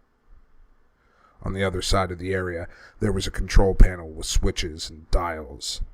Obviously, the panels could be turned on or off. What were these panels? What function did they perform? At a quick guess, without examination, Solid Snake thought that they were made of silicon, covering for fuel or energy cells intended to vent the heat created by an enormous energy source elsewhere. From Metal Gear? Here they were, just as Chuck had warned him. These couldn't be anything but the heat panels. It had been a true warning after all. Now the Snake Man's words came back to him again. You can't get to Metal Gear without crossing the heat panels. Burning. They burn. Eat the rations. You've got to raise your own body temperature if you want to survive. Rations. Solid Snake must eat, right now. He pulled the rations out of his pockets and peeled the wrappings off. Hawley swallowed quickly, almost choking on the dry and densely compressed rations, with no liquid to wash them down. He ate as much as he could find in his pockets, then turned to the deadly heat panels.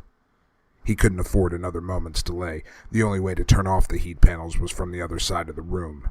Solid Snake set off across the silicon cells. The heat was fierce. Burning. Just like Chuck had said. As Hawley crossed the deadly panels, the temperature began to rise even higher. The heat became more intense and more intolerable the further he progressed. And he was still on one of the outer panels. What would happen when he got to the center panel, the one that could really burn the flesh off a man's bones? Solid Snake had eaten every scrap of field rations he had with him, and he still had to face the central panel, without more rations. Suddenly, though, he felt a rise in his own body temperature. The calories he'd eaten were taking effect. His body and internal organs were heating up to match the heat of the panels. He didn't understand why it worked, but Chuck's advice had saved his life. He was crossing the center panel now. Sweat was running down his head and body. His eyes ached from the heat haze and the glare. But Solid Snake was still alive. Thanks to Chuck's warnings, the rations had their effect. He was in great pain, but he couldn't bother about that now. Instead, Justin was elated because he felt he was getting closer to Metal Gear. Justin Hawley stumbled off the heat panels, more dead than alive. The first thing he had to do was shut off the heat. Finding the control board for the heat panels, Solid Snake closed the system down. Across from him were 3 doors. He opened the door on the left with keycard 1 and stepped through. And now a game hint from your friends at geekade.com. You need the rocket launcher to defeat Arnold, who we totally promise is not supposed to be Arnold Schwarzenegger, even though it's totally supposed to be Arnold Schwarzenegger, because, if you look at the cover of the game, it's Michael Biehn from Terminator, a Solid Snake, and then there's a character named Arnold. It's not hard to put 2 and 2 together, kids. But, totally not Arnold Schwarzenegger. We promise.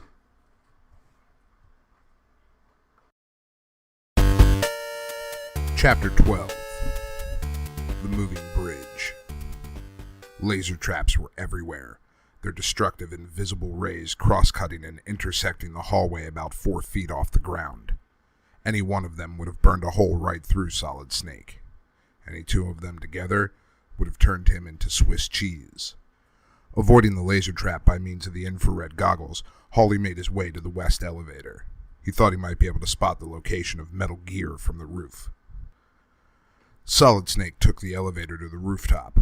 2 terrorist guards were waiting for him, but Hawley threw himself to the floor of the elevator and pressed the button to go down. Bullets penetrated the elevator door, passing over his head. How to get back safely to the roof? Maybe he could trick the guards. Hawley left the elevator at the floor below and pressed the button to send it back up to the roof. Then he raced for the east elevator. Hawley stepped out of the east elevator and onto the roof just as the doors to the west elevator were opening. He He watched as the guards let fly with a hail of bullets from their automatic weapons, still believing that Solid Snake was in the west elevator. But he wasn't. He was behind them, only a foot away from their backs. With the butt of his Beretta, he knocked both of them out cold. There were 2 more of Katafi's men who'd been out of commission for a long time to come. Ducking down, Solid Snake looked out over the top of the Outer Heaven complex. From the roof, he could see a bridge linking Building 1 to Building 2 and another linking Building 2 to Building 3. Suddenly, it occurred to Solid Snake that both Dr. Petovich and Metal Gear might easily be in the 3rd building.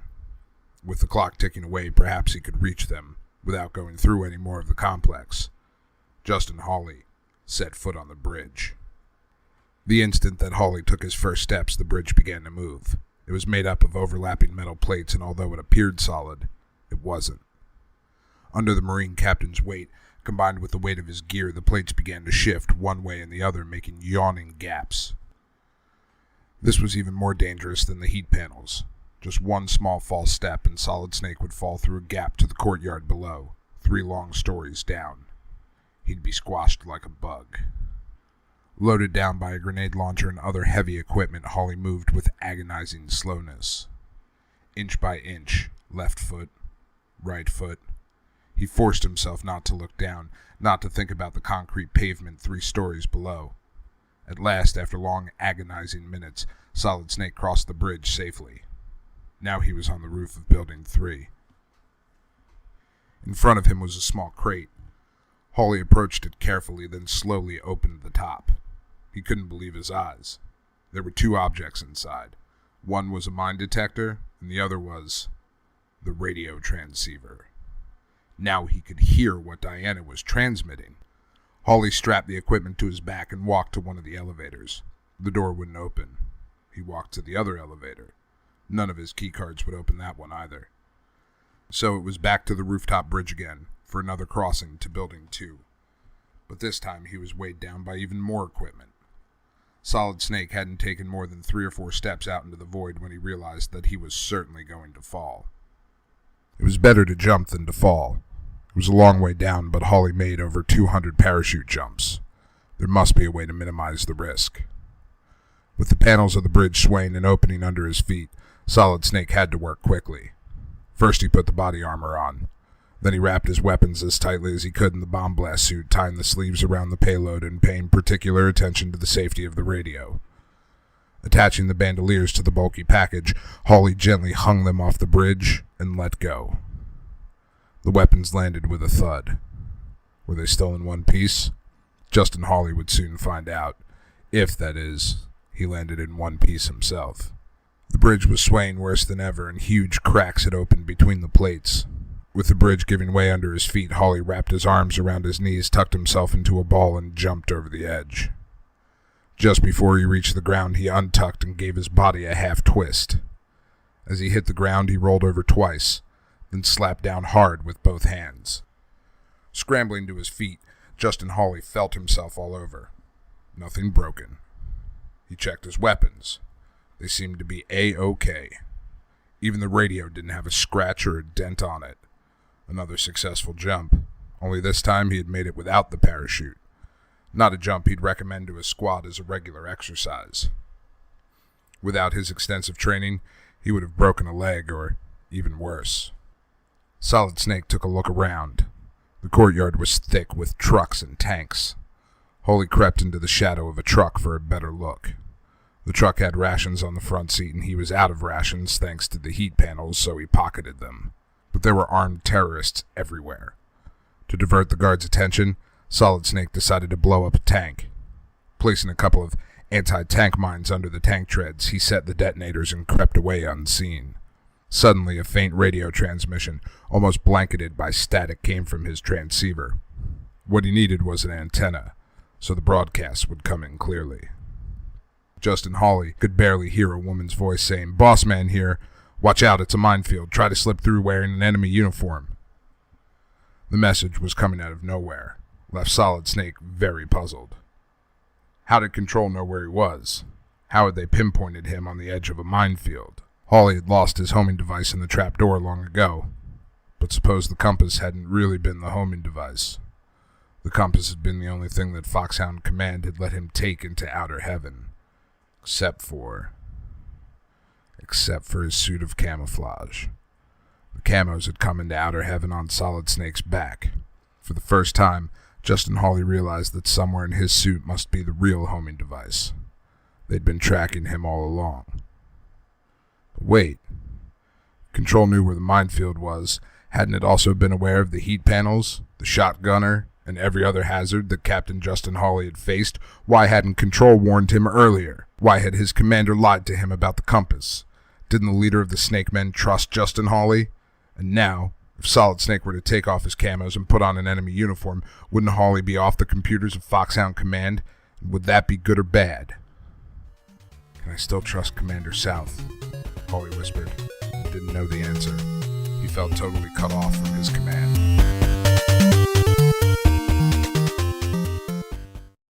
And now a game hint from your friends at geekade.com. You can often defeat the shotgunner by hitting him 10 times. That's exactly what it says. You can often defeat the shotgunner by hitting him 10 times. Maybe that means sometimes it's 9, maybe that means sometimes it's 37. I don't know. You hit him 10 times, and if he doesn't die, hit him some more. Chapter 13. The Underwater Tunnel. In spite of the dangers that threatened him, in spite of the suspicions he had, no matter how justified he believed they were, Hawley knew that he must continue to follow orders and carry out his mission. His training and discipline would not permit him to disobey a superior officer, even one whose motives were suspect. If he accepted Control's warning as true and got a hold of an enemy uniform, he'd have to keep his camouflage suit with him always to make certain that the Homer was operative. That would add even more weight to the load he was carrying. By now, Solid Snake was carrying with him enough gear for 3 men. If he could find the homing device, remove it, and take it with him, Hawley could leave the suit of camos behind. But first he had to find an enemy uniform. They didn't come empty. He'd have to empty one. On feet as quiet as a panther's, Solid Snake sneaked up behind an unsuspecting tank guard and rabbit-punched him. Out cold. Working fast, Solid Snake stripped the guard of his uniform. He slipped out of his clothes and put the body armor on again, this time next to his skin. Then he climbed into the enemy uniform and made certain the 4 keycards were safe in his pocket along with the rations. Hawley picked up his camos and ran his hand carefully over the entire uniform. Sewn into the sleeve, Justin Hawley located the miniaturized homing device. Now he wouldn't have to bring along the entire uniform, only the sleeve. Ripping off the sleeve, Solid Snake stuffed it into the pocket of the terrorist uniform he was now wearing. Employing the mine detector to protect him from hidden mines, Hawley took his first steps out on the minefield. Ba-boom! Boom! Behind him, Solid Snake heard a series of explosions. The tank he'd mined had been blown sky high. It was a monumental diversion, noisy and deadly. Frightened terrorists were running in every direction, yelling in fear. But Solid Snake couldn't stop to look back. Watching every step he took, Captain Hawley managed to make his way through the minefield. Just ahead was a storage shed in a clearing. It must hold something vital, thought Hawley. Using keycard 4, he unlocked the shed. Inside, tied to a chair, was a captured Snake Man. He had been severely beaten. Solid Snake untied the man. "Bill, it's me," he said. "Never mind the enemy uniform, it's Solid Snake."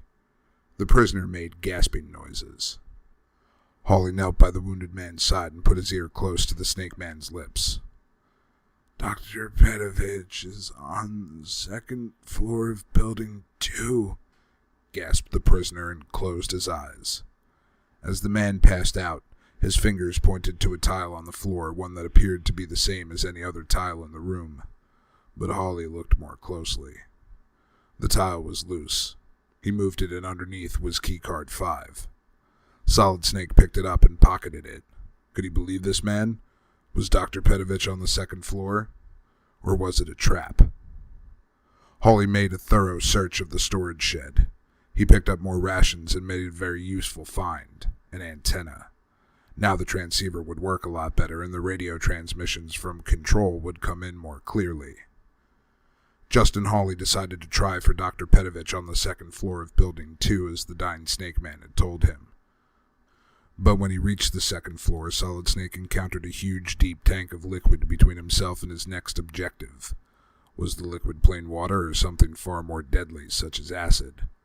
Whatever it was, Captain Hawley didn't trust the look of it. Even so, he was going to have to get across it somehow. He approached it with a probing look, trying to scope it out. In the center of the tank, deep under the surface of the liquid, was what appeared to be an underwater tunnel. Where did it lead? Was it the entrance to where Solid Snake should go next? Or was it another of Katafi's traps? Or both? Once again, Solid Snake was facing a crucial test. The underwater tunnel had to be investigated, but it might be a false tunnel with no opening at the other end. Captain Hawley could be trapped down there and drown. Also, he was loaded down with heavy equipment, weapons he would need to succeed in his mission. Although he was a powerful swimmer, Solid Snake would be hampered by the weight of his gear. And who knew how long the underwater tunnel might be? A few 100 yards? A mile? 10 miles? How long could Hawley hold his breath? Which was the fail-safe point, beyond which there was no turning back again? None of these questions had easy answers. Precious moments were being wasted in what-ifs. There was only one thing to do, and that was to dive in. Strapping his equipment to his back, Solid Snake filled his lungs with all the air they could hold, executed a perfect jackknife into the water, and swam toward the underwater tunnel. Inside the tunnel, it was pitch black. He swam for what seemed to be a very long time. The air in Captain Hawley's lungs was depleting fast, but there was still no end to the tunnel. It just went on, getting darker and darker. And Solid Snake realized with grim certainty that he was in a trap. It was already too late to swim back to the starting point. Hawley's breath would never hold out that long, and he was already beginning to feel lightheaded. He couldn't make it to the surface because the heavy equipment was holding him down as though he'd been tied to a rock. The situation appeared to be hopeless. Solid Snake would drown, and Metal Gear would destroy the civilized world. Yet Hawley could not give up, not while he still had air in his lungs. Suddenly, he saw at the side of the tunnel a small door. He swam to it and tried it. Locked. By now, things were turning black in front of his eyes, and there was almost no air left in his lungs. Perhaps he could unlock the door with a key card. There was very little time left. He'd have only one chance to get that door open before he blacked out and drowned.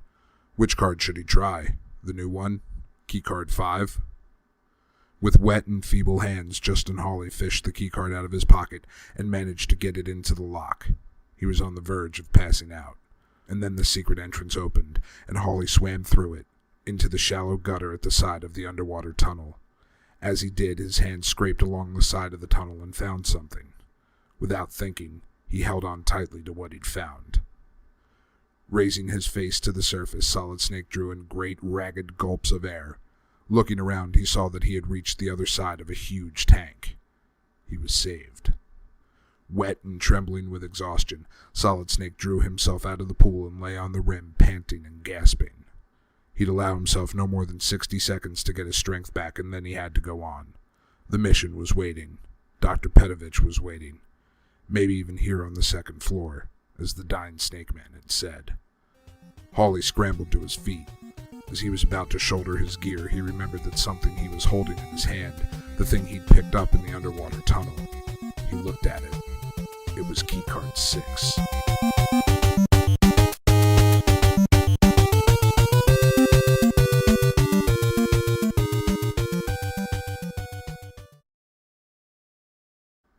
And now a game hint from your friends at geekade.com.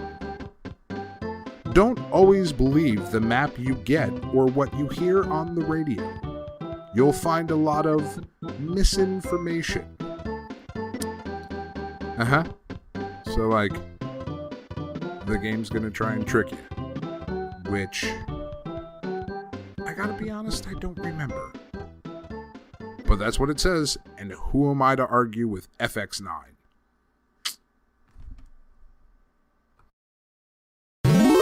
Chapter 14. The Trained killer scorpions. The first room Solid Snake opened on the second floor held a prisoner, but it was not Dr. Petovich. It was a member of the squad. As he released the Snake Man, Hawley received this message. Listen to Resistance Fighter Jennifer on waveband 12048. 12048? According to the commander, Justin Hawley's transceiver had been set on 12033. Now he reset the wavelength and attached the antenna. Almost at once, Solid Snake heard, loud and clear, a woman's voice coming over the transceiver. It wasn't a voice that he'd heard before. It was not Diana. Jennifer here. I'll set up the rocket launchers. Come and get one. Over. Without delay, Hawley went in search of the rocket launchers, following Jennifer's radio signal by rotating the antenna and using it as a direction finder. The radio transmission led him around corners and through a long corridor. At the end of the corridor was a row of giant packing crates. Solid Snake realized that the crates might hold the rocket launchers, but most likely were another of Katafi's fiendish traps. Which of them contained the rocket launchers? Which was the trap? Up to now, Hawley had always stayed away from the middle of everything he'd encountered in outer heaven. The middle crate, the middle truck. But now, he had a feeling. Instinct told him that at this stage of the game, Colonel Katafi would be ringing in some changes. He thought for the first time the middle crate would be the safe one. And it was. One more time, Solid Snake's instincts had served him well. The middle crate held the rocket launcher. Behind the crates he saw a door partially hidden behind one of the pillars that held up the ceiling. Using keycard 6, Hawley got the door open. Inside was Dr. Petovich. At last. Solid Snake took an eager step forward, then stopped. All of his highly developed Snake Man instincts told him that something was wrong here. He smelled a trap. Where were the guards? There ought to be guards inside the room with a prisoner as vitally important to the Metal Gear project as Dr. Petovich. Taking one of the mines from his arsenal, Hawley rolled it gently across the floor to where the doctor was sitting tied to a chair. The man didn't move, not so much as the flicker of an eyelash. This isn't the scientist, Solid Snake said to himself. It's a dummy. A booby-trap dummy. Solid Snake fired a burst from his MAC-2, and the thing exploded, shattering into wires and stuffing. Hawley hurled himself to the floor. Solid Snake fired a burst from his MAC-2, and the thing exploded, shattering into wires and stuffing. Hawley hurled himself to the floor and covered his head the same instant that the mine under the dummy's chair went off with an ear-shattering blast. As he picked himself up and brushed the fragments from his uniform, Justin Hawley discovered in the debris on the floor keycard 7. The radio began to beep at him. As control signal was received again, Hawley heard the same female voice. Jennifer here. I have a compass for you. Follow my signal. Over.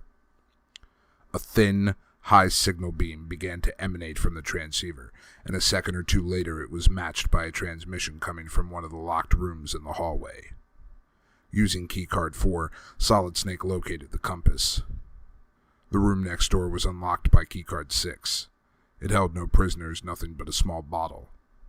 Cautiously, Hawley opened it, held it away from his nose, and with his other hand fanned a little of the fumes toward his face and took a sniff. Solid Snake recognized the odor of the chemical from his training with the Snake Men. It was an all-purpose antidote to a number of deadly poisons. Quickly, he tucked the little bottle into his uniform belt. Suddenly, Justin Hawley heard the heavy thumping of running boots. Terrorist guards were on the way. He had to get out of there. He raced down a corridor, through a back door, and down a set of stairs that took him directly into a desert. A desert? Here in the jungle?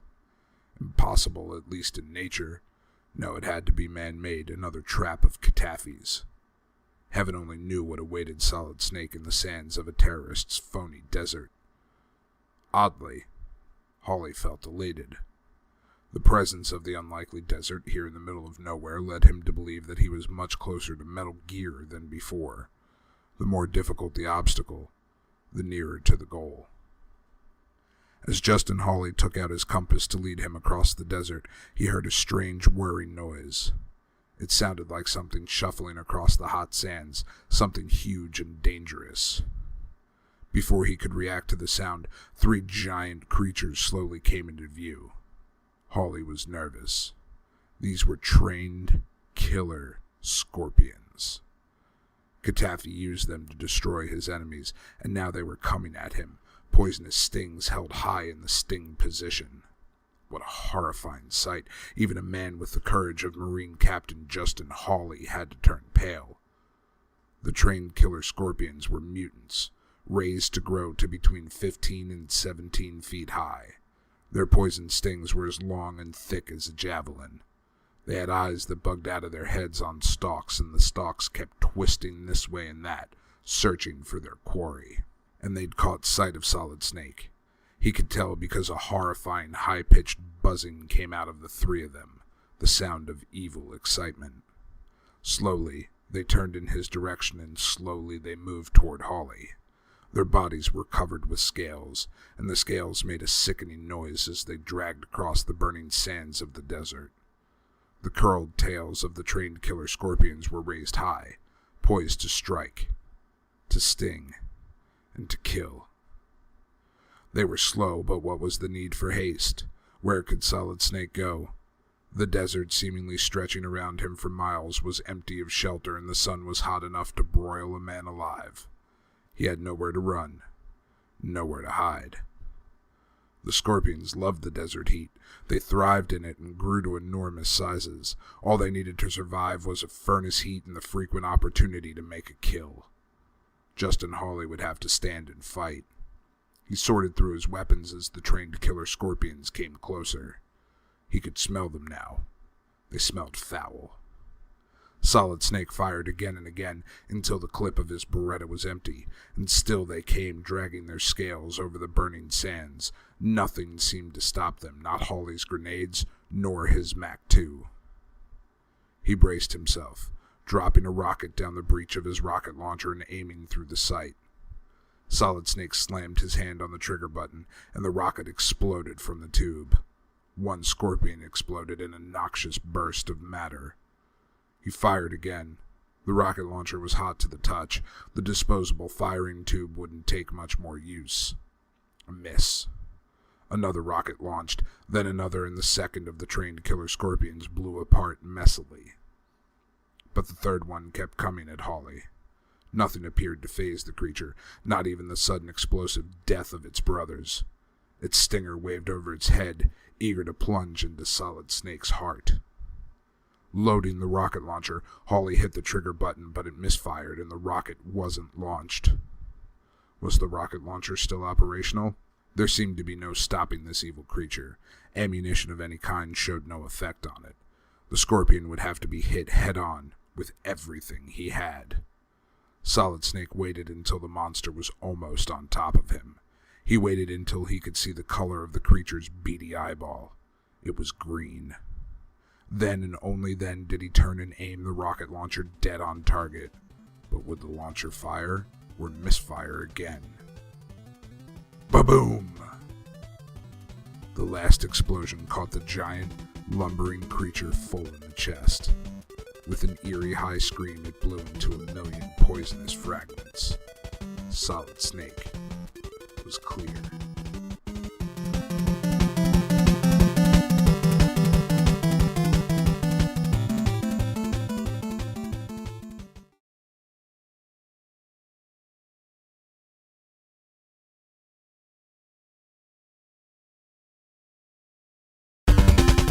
Chapter 15. Ellen. Hawley headed across the desert for Building 3 of Outer Heaven, determined to let nothing stand in his way. He had to rescue Dr. Petovich and his daughter and destroy Metal Gear before the evil weapon could be put into use against the nations of democracy. No more Mr. Nice Guy. Katafi was asking for it now. There were trucks parked in front of the building's side entrance, but a few mines took them out. Within seconds, he was in the building and using keycard 7 to get the elevator working. On the second floor, the rooms were opened by keycard 5.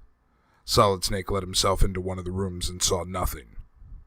The room appeared to be entirely empty, and yet Hawley felt a prickle along his skin. His trained instincts were telling him that something was here, something of vital importance. He went to the far wall and ran his fingers along the rough stone. It felt solid, looked solid, yet the tips of Solid Snake's fingers touched a line, running like a crack in the stone from the ceiling to the floor. He pressed hard, harder. The crack widened, and a secret compartment in the wall opened up. A figure was stuffed into the secret compartment, which was barely large enough to hold it. It was a girl, bound and gagged and unconscious.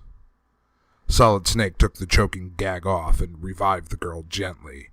But when she saw the terrorist uniform that Hawley was wearing, she began to scream. The poor girl was obviously terrified. "Shh, it's all right," said Hawley, as he put his hand firmly back over her mouth. "I'm not one of Katafi's men. I'm Captain Hawley of the Snake Men Squad. I'll take my hand away if you promise not to scream, okay?" The girl nodded and mumbled something. Carefully, Solid Snake took his hand away. "Are you all right?" he asked her in a low voice. The girl nodded through her tears. "I'm okay," she whispered back. "Are you Ellen, Dr. Petrovich's daughter?" "Yes, I am. Have you found my father?" the girl cried eagerly. "Not yet, but soon, I promise. Both of you will go home safely." Solid Snake looked at her face carefully. She looked tired and probably hungry, but she didn't seem to have been hurt. "Look, I'm going to untie you now and take you somewhere to hide. I think you'll be safe until I come back for you. Try to hang in there and be brave." "I'll try, but I'm worried about my father," said the girl urgently. "Not as worried as I am," said Solid Snake to himself. "I'm going to get word to him that you're alive, so don't worry anymore. Stay as quiet as you can and leave everything to me. I'll see to it that both of you get out of here safe and sound. Now, put your arm around my neck and lean on me. You're a brave girl, Ellen. I'm taking you out of here." Hawley left the girl in another room, making a mental note of which door she was behind. Then he set off down the corridor. He was convinced that both Dr. Petovich and Metal Gear were somewhere here in Building 3. Was there a basement in this building? He should check that out without delay.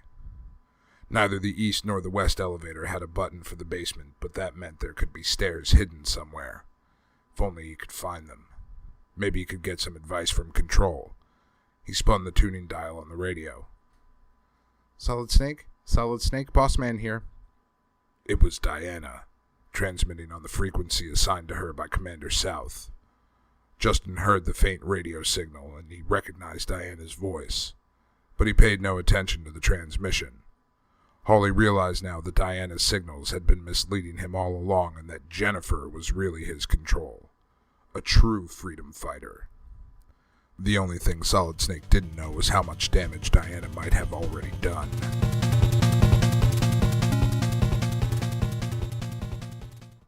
And now a game hint from your friends at Geekade.com.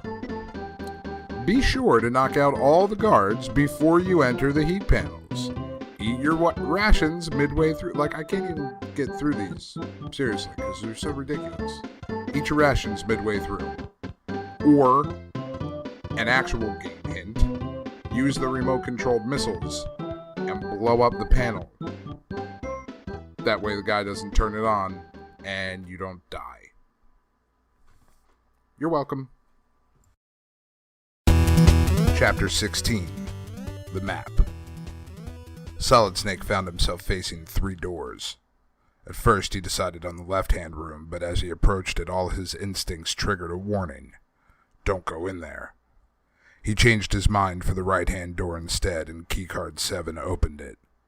Hawley expected to find a small room, but instead the door opened onto a vast, well-lit area with locked doors running along the sides of the 4 walls. Suddenly, from his transceiver came Jennifer's voice. "Be careful not to kill him. He's my brother. If anything happens to my brother, I can't help you anymore." Her brother? Jennifer had a brother here in Outer Heaven? Why was she mentioning it now? The room seemed empty. Hawley turned to the first locked door on his left. Using keycard 7, Solid Snake opened the door. 3 Snake Men prisoners were inside in a tiny room. The man in the middle was sitting bound but not gagged. That man was Bob O'Reilly, Eagle Man, Justin Hawley's best friend in the Snake Men squad. When he saw his friend, Solid Snake broke into a wide grin and started toward him, but Eagle Man cried out to him in an agonized voice, "No, Snake! Don't take another step toward me. I've been booby-trapped, rigged up to plastic explosives. I don't know where the detonator is. We'll all be blown sky high if you lay a finger on me. Listen to me, Justin. I am Jennifer's brother. My life is not important. Only the destruction of Metal Gear is important. You're very close now. How many keycards do you have?" 7, answered Hawley. "Good. There are 8 keycards, so you need only 1 more. Metal Gear is hidden in the basement of this building, and Dr. Petovich is a prisoner there. It's very near to completion, and when it's complete, it will detonate a series of catastrophic explosions all over the free world. You must get a hold of keycard 8. It's the only card that will unlock the basement location. Every second is precious. Go now." "Bob, I can't leave you here like this," Solid Snake protested. "You don't have a choice, Justin," replied Eagle Man softly. "You'd better hurry." There was nothing for Solid Snake to do but obey, to leave Jennifer's brother, his best friend, tied up and booby-trapped. Justin left the room, but he didn't get far. The vital minutes were counting down, but Hawley could not leave Eagle Man and the other 2 Snake Men to die. It was an impossible decision for him to make. He turned back. As Hawley came back into the room, he realized that already Katafi's evil was at work. He smelled poison gas. The Snake Men were going to die. Putting his gas mask on, Solid Snake ran into the room and freed the 2 Snake Men on either side of Eagle Man, dragging them out. They were barely breathing, but still alive. Now for Eagle Man, but how to get him out of the poison gas when he was booby-trapped with explosives? In the doorway, Solid Snake watched in horror as Jennifer's brother's eyes shut and his head fell forward on his chest. The poison gas was beginning to work. The weight of Eagle Man's sagging body pulled his chair over with him. Instinctively, Captain Hawley braced himself against the imminent explosion of the booby trap. But there was no explosion. As Eagle Man had slumped forward, his fall had pulled a wire loose from the trap. The chair had disconnected the detonator. Instantly, Solid Snake seized Eagle Man and half-dragged, half-carried his friend out of the gas-filled room. He tried CPR, breathing fresh air down into Eagle Man's lungs, but his friend didn't respond. It looked as though Eagle Man were dead. But Hawley wouldn't give up hope. Remembering the little bottle of antidote, he poured some of the liquid down his friend's throat, and in less than a minute, he heard the choking and gagging that told him that Eagle Man was alive. In jubilation, Solid Snake pounded Jennifer's brother happily on the back. Then he made a discovery. Pinned to the back of Eagle Man's uniform in a mocking gesture of Colonel Katafi's was keycard 8. The last card, the one that Katafi had never expected anybody to find. He had thought it would be destroyed when the booby trap exploded. Hawley now had the final keycard to Metal Gear. Although he had all 8 keycards and the clue from Eagle Man that Metal Gear was in the basement, Hawley still didn't know exactly where to find Metal Gear. He only knew that the basement would be the most heavily guarded place in all of Outer Heaven. And first he would have to find the stairs that led to the basement. None of the elevators were programmed to go there. If only he had more time. Justin Hawley was slowed down by the equipment he was carrying, but he was afraid to leave any of it behind. Not knowing what he'd be up against, he didn't know which weapons would be most effective.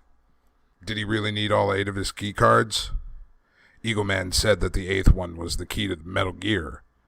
Maybe he ought to think of leaving the other 7 behind so that he wouldn't have to waste even a moment looking for keycard 8. Looking to separate keycard 8 out from the rest, Solid Snake shuffled through the keycards in his hand, and as he did so, he noticed something for the first time. Something most unusual. On the backs of the keycards were printed different pieces of the same puzzle. Like a design. It actually was a puzzle, and when Hawley had laid the cards out together in a certain way, he saw the design for the first time. It was the same insignia that was all over the compound, painted on the sides of the trucks, the badge on the enemy uniform that Solid Snake himself was wearing, a grinning, fanged reptile entwined around a twisted, broken tree. The insignia in itself didn't surprise Justin Hawley, but there was something more. With the keycards all laid out, he noticed for the first time that the design actually incorporated a map of outer heaven. There, in the coils of Solid Snake, were in the different buildings and levels he'd gone through. He could make out the heat panels in the underwater tunnel in the desert with the trained killer scorpions. And there, in the center of Solid Snake's eye, was a very small star. Solid Snake knew at once that the star represented the weapon, Metal Gear. The rest of the map showed him exactly where in the basement to find it, and where the stairs must be leading to the basement. Committing the map to memory, Hawley went in search of the stairway. According to the map, the stairway ought to be very near one of the pillars that held up the ceiling of the first level. Swiftly, Hawley made his way to the pillar, but saw nothing. No sign of any stairway around it. Yet Solid Snake was certain that he was in the right place. A sudden burst of gunfire chattered angrily past his head. Captain Hawley dove for cover. There wasn't any cover, only the presence of the pillar which he hugged with his body. It wasn't much protection, but it was all there was. The situation looked hopeless. He was right there out in the open in the middle of a firefight, and he couldn't even see the terrorists. They were protected, shooting at him from their hiding places. All he could do was stay close to the pillar. What? Solid Snake touched something. It felt like a lock, down low in the base of the pillar. A lock, that was it. The stairway wasn't near the pillar, it was inside the pillar. Keycard 8. He had only seconds to find it. Why hadn't he thrown the other keycards away? At last, keycard 8 was in Hawley's hand. Fitting it into the slot, Hawley looked up to see 4 guards breaking cover, racing at him with assault rifles. There wasn't a second to spare. Would keycard 8 do the trick? A click. The side of the pillar opened like a narrow door. Solid Snake, grabbing up his gear, threw himself headlong into the opening and slammed the door behind him. He found himself falling into total darkness.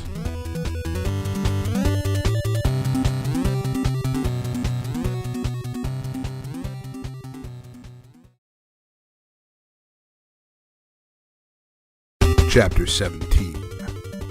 Metal Gear. Head first, Hawley rolled down and down, unable to stop himself.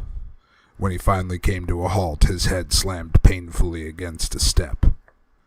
Sitting up, Solid Snake felt himself all over to see if anything was broken. Everything hurt, but everything seemed to be intact, although he had a headache that a Himalayan mountain of aspirin couldn't cure. Just as Hawley had hoped, the pillar was hiding a stairway leading to the basement. Of course, he'd expected to be going down the stairs on his feet, not his head. A huge bump was beginning to rise on the back of his skull, but he didn't have the time to pay it any mind. Hugging the shadows, Solid Snake made his way cautiously down the remaining stairs. He was so close to his objective now that he could almost taste it, but all of a sudden, he felt his body sagging. Weariness and fatigue overcame him, and he was so tired he could barely take another step. It was a long, long time since Hawley had rested or eaten, and he was out of rations. Also, the weight of the heavy equipment he was carrying was sapping his strength, and his headache, perhaps from a slight concussion, was pounding away inside his skull, making it hard to think straight. He tried to pull himself together, but it was very hard. Although the young Marine captain was well aware of the urgency for haste, he was afraid of making mistakes in judgment, given his weakened condition. This was the most crucial part of the mission, and Justin Hawley couldn't afford to make one false move. As Solid Snake entered the basement, he heard guards all around him. Hawley knew that they were getting ready to unleash an attack on the free world, putting into operation the most powerful and deadly weapon ever devised by the mind of an evil man. If he used his weapons here, Solid Snake would reveal his presence before he even got to Metal Gear. He had to act covertly, disabling guards from behind rather than shooting them. His Snake Men training, not his powerful guns, mines, or grenades, was the only tactic he could rely on to get him to Metal Gear. One by one, using nothing but his hands, Captain Hawley took on the terrorist guards. His expertise in Tai Chi, the special breathing and the natural movements of the animal world, made Solid Snake a graceful shadow silently stalking the enemy stronghold. Like a jungle cat, Hawley prowled unseen and pounced without warning. His karate blows and rabbit punches delivered with trained precision took out one enemy guard after another, and all in silence. The odd thing was that with every terrorist down, Solid Snake felt his strength beginning to return. He knew that he was coming closer and closer to his objective. And then, turning a corner with the image of the keycard map fixed in his memory, Solid Snake came face to face, for the first time, with Metal Gear. As soon as he saw it, Hawley recognized it. Nothing that huge and ugly could be anything else than Metal Gear. It was a tall, wide machine made out of a shining black metal that Solid Snake had never seen before. The metal itself seemed to radiate evil. Could this mysterious, unknown metal be the source of Metal Gear's deadly power? Metal Gear was truly awesome, menacing, and strange. On its side was painted that deadly insignia that Hawley had first seen in the jungle and later encountered everywhere in outer heaven. But displayed on the weapon, the evil markings took on a new and even darker meaning. Part of the machine was outfitted with a keyboard and a printer, so Solid Snake knew at once that what he'd suspected about Metal Gear was true. It was computer-controlled and probably hooked up to a network of computers located throughout the terrorist nations. Even now, the printer was chattering away, issuing a readout target of every major city in the free world. Justin Hawley could see two buttons on the control panel, one red and one white, and a digital timer. Standing by the weapon's side, leaning over the instrument panel, were two men. One of them, wearing an elaborate uniform complete with medals and decorations, was none other than Colonel Vermin Katafi, the world's leading terrorist murderer. The other man, hunched and broken, was Dr. Ivan Petovich. Solid Snake slipped back further into the shadows to survey the weapon. Metal Gear was housed in an octagonal booth of shatterproof, see-through Lexan plastic. Each of the 8 sides was locked and guarded by an armed terrorist of matchless ferocity, strength, and cunning. These were Katafi's picked elite guards, his most murderous men. From the shadows, Hawley watched in horror as Katafi selected his primary target. Through the Lexan shield, he couldn't hear the voices, but the gloating look on Katafi's ugly face was hard to miss, and Hawley could almost hear that vicious laughter. Then Katafi took a step away from the control panel, and Solid Snake could make out on the screen that the chosen target was Washington, D.C. No. The protest was yelled out in Justin Hawley's own mind, but from his lips came no sound at all. It was his Snake Man training that kept him silent. Katafi adjusted his coordinates and pressed the red button. The digital countdown in seconds began. The destruction of the free world had begun. Hawley saw the countdown start. 60, 59, 58.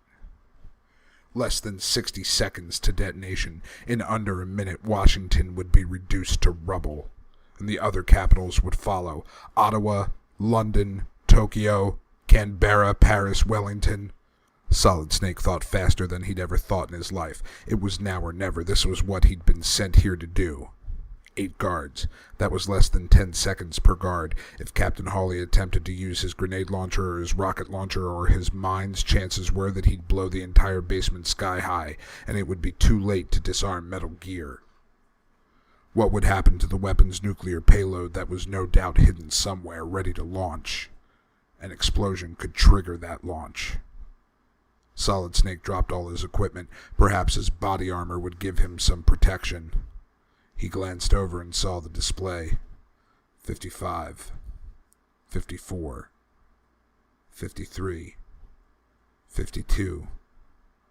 What about the locks on the Lexan shield? 8 locks, 8 keycards.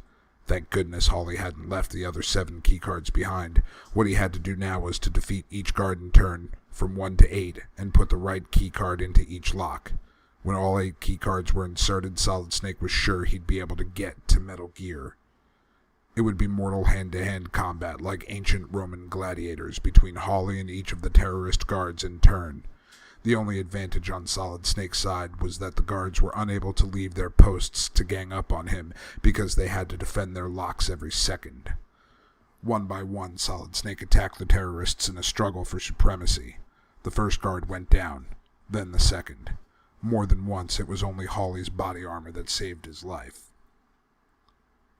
From outside, the young Marine heard an incredible racket going on, the indistinct sound of men's voices yelling, muffled explosions, rapid gunfire. No doubt the entire terrorist army had been deployed to burst in here at any moment and kill him. Solid Snake was not afraid to die, but he was determined to take Katafi and Metal Gear with him. Each time he overcame a guard, Hawley slammed one of the keycards into the slot at one side of the 8-sided shield. One more lock would disengage. The pressure was building. Hawley could see 40, 39, 38, only 38 seconds remaining. Using all his Snake Man skills, Solid Snake overthrew another guard, but even for the most courageous man in the Snake Men squad, 8 killers were too many to defeat in less than a minute. 3 were down, but 5 were still alive with only half a minute to go. Only 3 keycards were in their slots. Fewer than half the locks were open. Perhaps it was the pressure he was under. Perhaps it was the pressure combined with his head injury, but Solid Snake suddenly felt as though the battle was all over and he'd lost.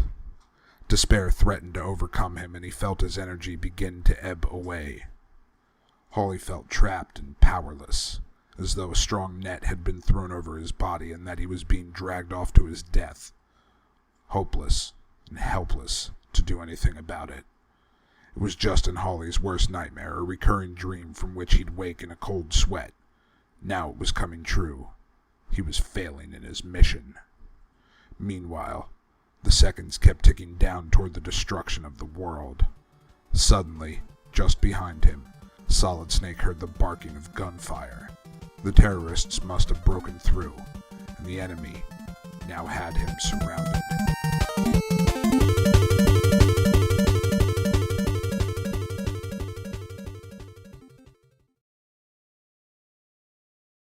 Chapter 18.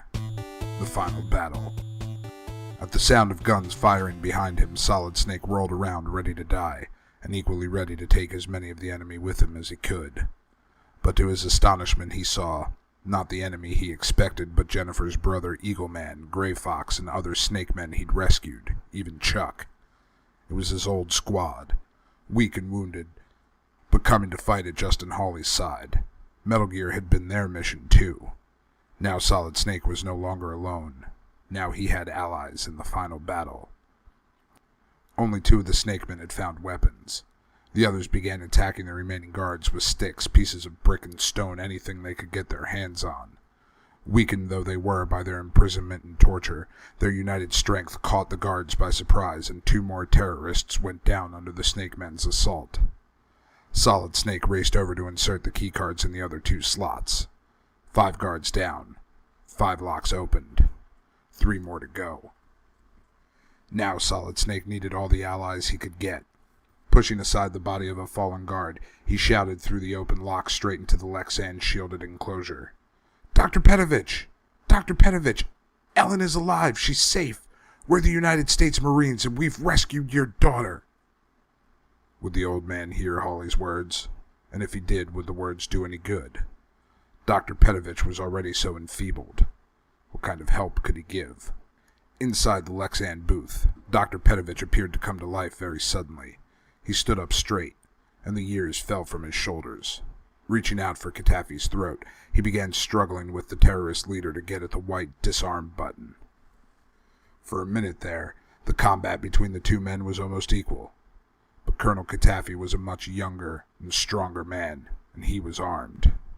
Dr. Petovich had been subjected to the most vicious physical and mental torture which had drained him of his strength. Yet he fought on, made stronger by the knowledge that his daughter was alive. With an effort, Katafi fought himself free of the old man's grip, drew his pistol from its holster, and brutally pistol-whipped the scientist. Dr. Petovich slumped to the ground unconscious, not before proving to Solid Snake what he needed to know. It was the white button the Snake Men had to reach before it was too late. The white button was the only thing that could stop the countdown on Metal Gear. Time had slowed down, but each second moved too fast. The display read 24, 23, 22. The battle continued. 7 of the 8 keycards had already opened 7 of the locks. Thanks to the help given by the Snake Men, 7 of the enemy lay unconscious. But there was still one more guard to go. One more lock to open. Captain Hawley ran towards the guard, uttering his tiger yell at the top of his lungs. The force of his rush knocked the assault rifle out of the guard's hands. Instantly, the two men were locked in a life-or-death, bare-handed, one-on-one battle. The enemy held the advantage.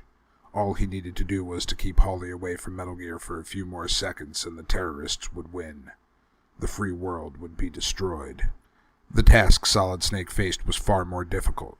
In the same few seconds, he must overcome the guard, get the lock open, and then defeat the dictator Katafi in order to hit the white button. The enemy guard was fresh and very strong. Justin Hawley was almost played out. A man with a mission. For many, many hours he'd been without rest. He'd braved and endured hazard after deadly hazard, fighting for his life every minute. It was a miracle he'd come this far. Did he have enough left to go the rest of the way? Now a weakened Captain Hawley was struggling with the last guard, the strongest of them all. The other Snake Men lay wounded on the ground, too exhausted to help him, but they'd already done their job. Now it was up to Solid Snake alone. Nothing mattered but that white button. He could see the countdown continue. 18, 17, 16. Now the enemy had Solid Snake by the throat, his powerful fingers closing, throttling, trying to squeeze the last breath out of him. Justin Hawley couldn't free himself. He was blacking out. Desperately, he looked around for help. Jennifer's brother, Eagle Man, was the nearest of the Snake Men. He was lying on the ground, close to unconscious. "Bob, you have to help me," croaked Solid Snake, his voice squeezed to a whisper. "Take keycard 8 for me and put it in the slot. You've got to hurry. Never mind me, just get the card. We only have a few seconds left." Eagle Man raised his head weakly and nodded. Then painfully, inch by inch, Bob O'Reilly dragged himself over and pulled the card from Solid Snake's fingers.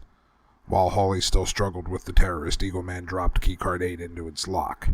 Now all 8 keycards were in place. Things began to happen all at once. As soon as the last keycard fell into place, the Lexan shield dissolved, disappearing into the ground. Metal Gear was now in the open, exposed. But the detonator timer was still ticking the seconds away. The digital display showed 15, 14, 13. The destruction of Metal Gear's Lexan shield took the enemy guard by surprise. For one split second, his hands loosened around the throat of Solid Snake. In that instant, using all his strength and cunning, Hawley broke the guard's chokehold. Now Hawley summoned every ounce of strength he had left in his body. With his bare hands, he karate chopped the last terrorist guard and threw his limp form aside. Without thought for his own safety, Solid Snake hurled himself toward Metal Gear, his right hand reaching for the white button that would disarm the weapon. But his hand never made it. As the Marine captain raced into the booth, with only seconds to spare before detonation, Colonel Katafi raised his pistol and fired. The bullet reached its target, slamming into Hawley's shoulder above the body armor. Blood began to pump from the wound. The impact sent Solid Snake's body spinning, but before he reached the ground, he twisted his body in the air like a cat. If he could only... It was his last possible chance of success, and it worked. Hawley fell forward on the computer control panel, his hand outstretched. He saw the seconds move. 7, 6. With an angry roar, the dictator Katafi lifted his pistol to fire again. But before he could pull the trigger, Dr. Petovich, now conscious, reached up from the floor and yanked the terrorist off balance. The gun fell from Katafi's fingers. Hawley could see he was running out of time. 4, 3, 2. Solid Snake's hand reached the white button and pushed. The timer clock stopped, the countdown reading 0, 0, 0, 0, 0, 1. With only 1 second to spare, Metal Gear was out of commission. The world was safe. With a beast snarl of psychotic rage, Colonel Vermin Katafi threw himself at Justin Hawley. The two men grappled with each other, each trying to get the upper hand. Solid Snake was younger and stronger than the dictator, but he was wounded and losing blood. Katafi was master of every evil, dirty trick in the book. The hand-to-hand struggle went on for minutes, and all the while the noise of a battle taking place nearby became louder and louder, the gunshots sounding nearer and nearer. Hawley reckoned that his fight with Colonel Vermin Katafi would be his last. At any moment the remainder of the terrorist army would be in here, and that would be the end of the Snake Men. But the mission was a success. Metal Gear was disarmed, and if Solid Snake could only hang on here a little longer, he might be able to take Katafi with him. That would really be a blow struck for the free world. Suddenly, the battle was upon them. A group of armed men in uniforms ran in, brandishing their weapons. At once, Colonel Katafi made a dive for the floor, going after his own pistol. Solid Snake saw the action and kicked out with the last remaining bit of strength in his wounded body. The kick caught Katafi on the side of his head and knocked him out. The dictator lay sprawled at the side of Metal Gear, the monster he'd created to dominate the world. "Hawley?" cried an astonished voice. "Well, I'll be. Solid Snake, is that you?" "I'm hearing things," thought Justin Hawley. "It's that bump on the head and the loss of blood. I must be blacking out. I could swear I heard." "Solid Snake, it's me. Commander South. I'm here with the Foxhound Command troops and the rest of the Snake Men squad. We've got Outer Heaven completely surrounded. My men are rounding up the last of the terrorists now. I can't believe you're alive, but you're wounded, man. You're bleeding bad. Medic, get over here on the double. Get this Marine some help." "I'm all right, sir. Just a little woozy. Take care of my buddies first."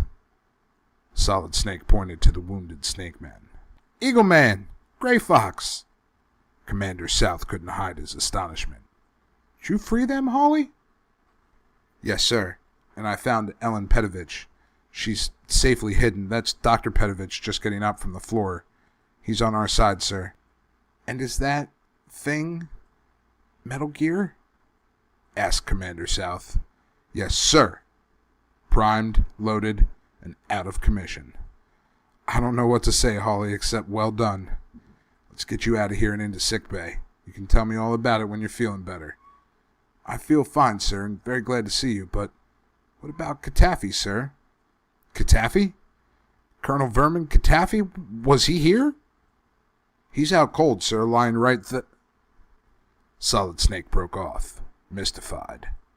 The spot where the dictator had been laying was empty. Katafi was not there. "He's gone, sir. He must have escaped, but how?" Hawley took 1 step backward, wobbled, and nearly fell. He'd lost a lot of blood and was getting weaker by the minute. "Easy now, Solid Snake." Commander South put his arm around Justin Hawley's shoulders to steady him. "That evil maniac may have gotten away in the excitement. He knows every inch of this wretched place. There must be 1,000 holes for him to crawl into. Don't worry. One of these days we'll get him. Meanwhile, the chopper is topside and doctors are waiting." Hawley wouldn't move until he saw the last of his squad buddies loaded onto gurneys. Then slowly, he followed Commander South out of the basement arsenal. His job here was done. Solid Snake's mission had been completed, and successfully. Metal Gear was now harmless and in the possession of the forces of democracy. The Snake Men prisoners were on their way to the best medical attention in the world. Ellen and Dr. Petovich were safe.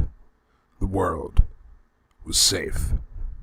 Even so, Hawley knew that something was missing. His victory was incomplete, and he had the bitter taste of ashes in his mouth. In the doorway, Hawley turned. He spoke very softly. "Wait for me, Katafi," he whispered. "I'll be back, so wait for me. You belong to me, and soon I'll be coming back to collect. Next time, you won't get away." He spoke very softly, but somehow Solid Snake knew in his heart that, hidden away somewhere, Colonel Katafi heard his words.